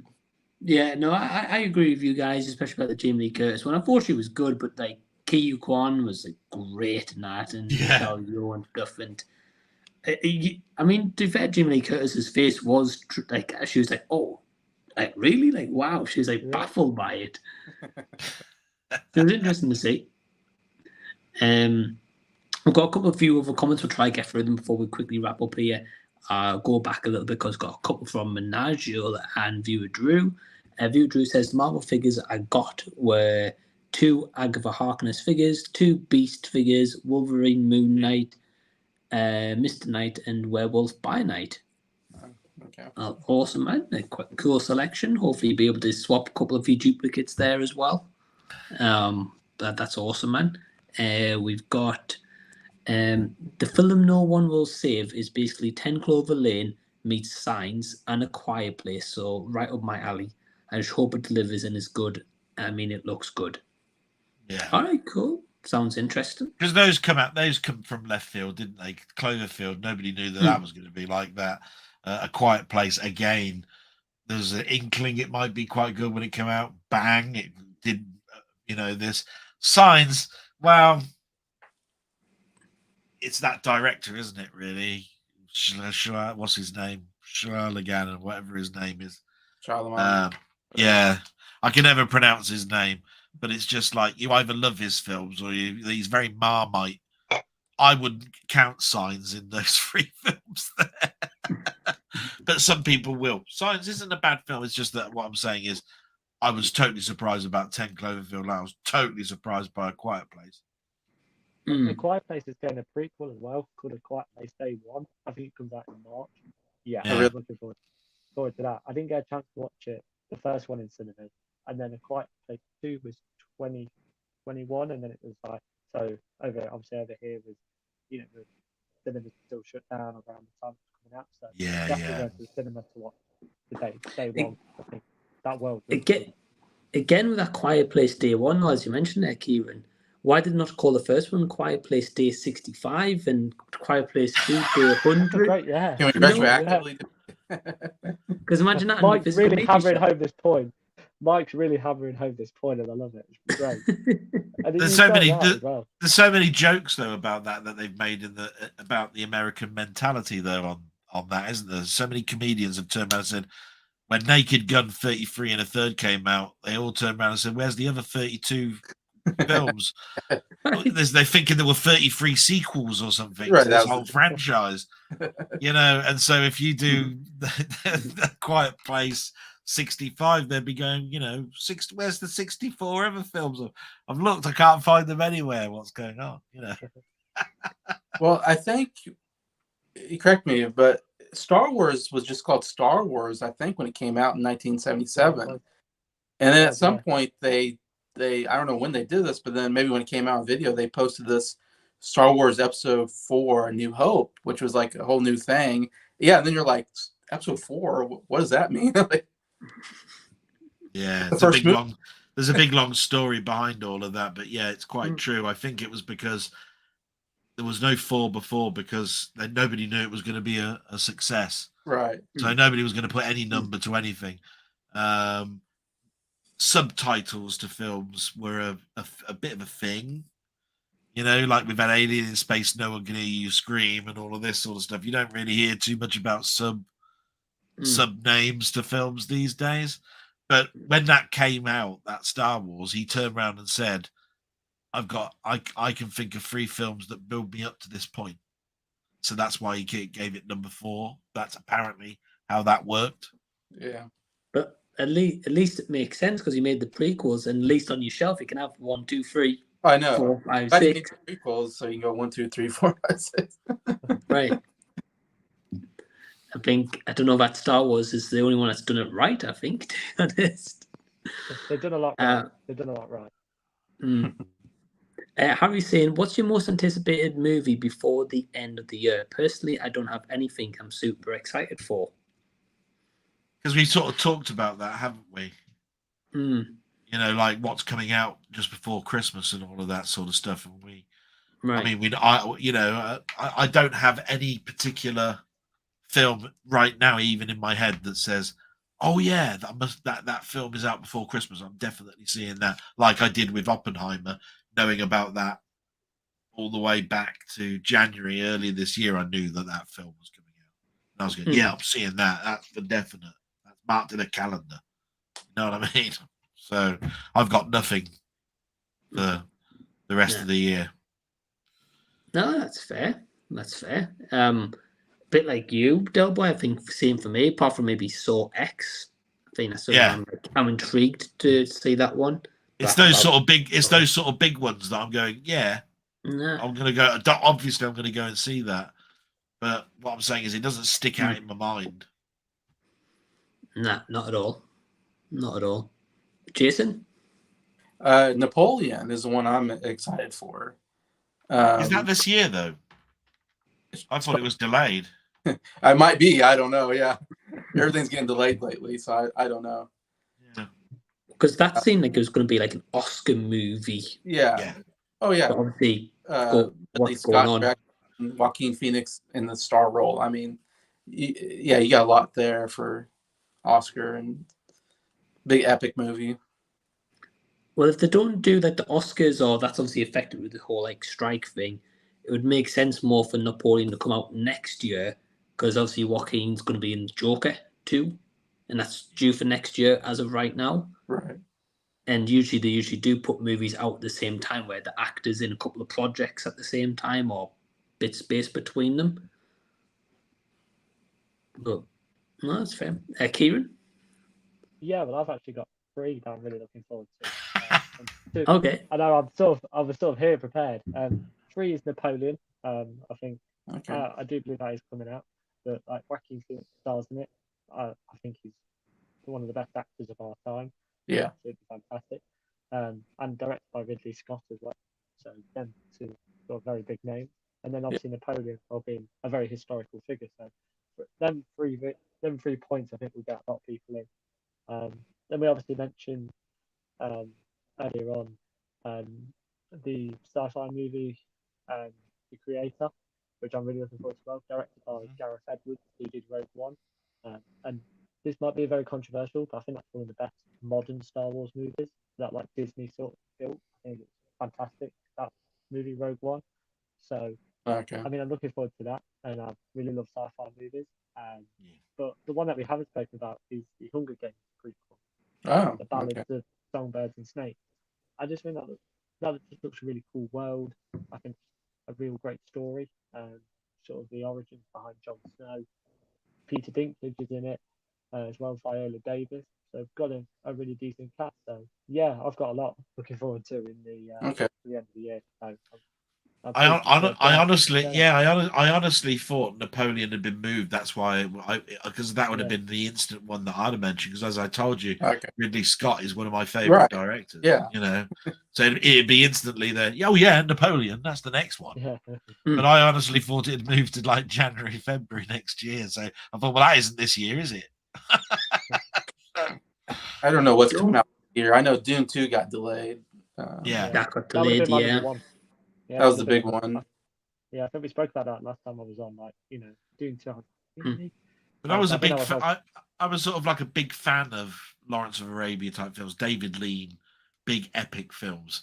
And there is obviously a Napoleon that came out in the 70s. I think it was 1979 or somewhere around there.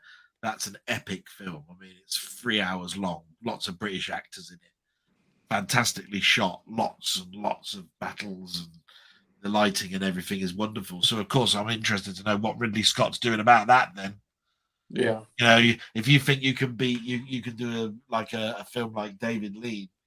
Right, I'm interested. Right, you go for it then, man. I want to see what you can do. Yeah, I think it's going to be interesting, and who knows what movie's coming out for the rest of the year. I'm sure they'll announce some announcements soon or more delays, whatever they're going to do. But that's it for the questions, because as I say, we will wrap up at 10 o'clock, and it's literally exactly 10 o'clock on the dot. Yep. So thank you, everyone who tuned in. Sorry if we didn't get to your comments. Certainly leave them for the next live streams, E-Talk. We will definitely get to them. But I just want to thank Norin, who was on earlier, Del Boy right here, Jason and Kieran for joining. Those guys' links are down below in the description box, so definitely subscribe them and give them love. And yeah, till next time, guys. See you later. Bye, everyone. Salute.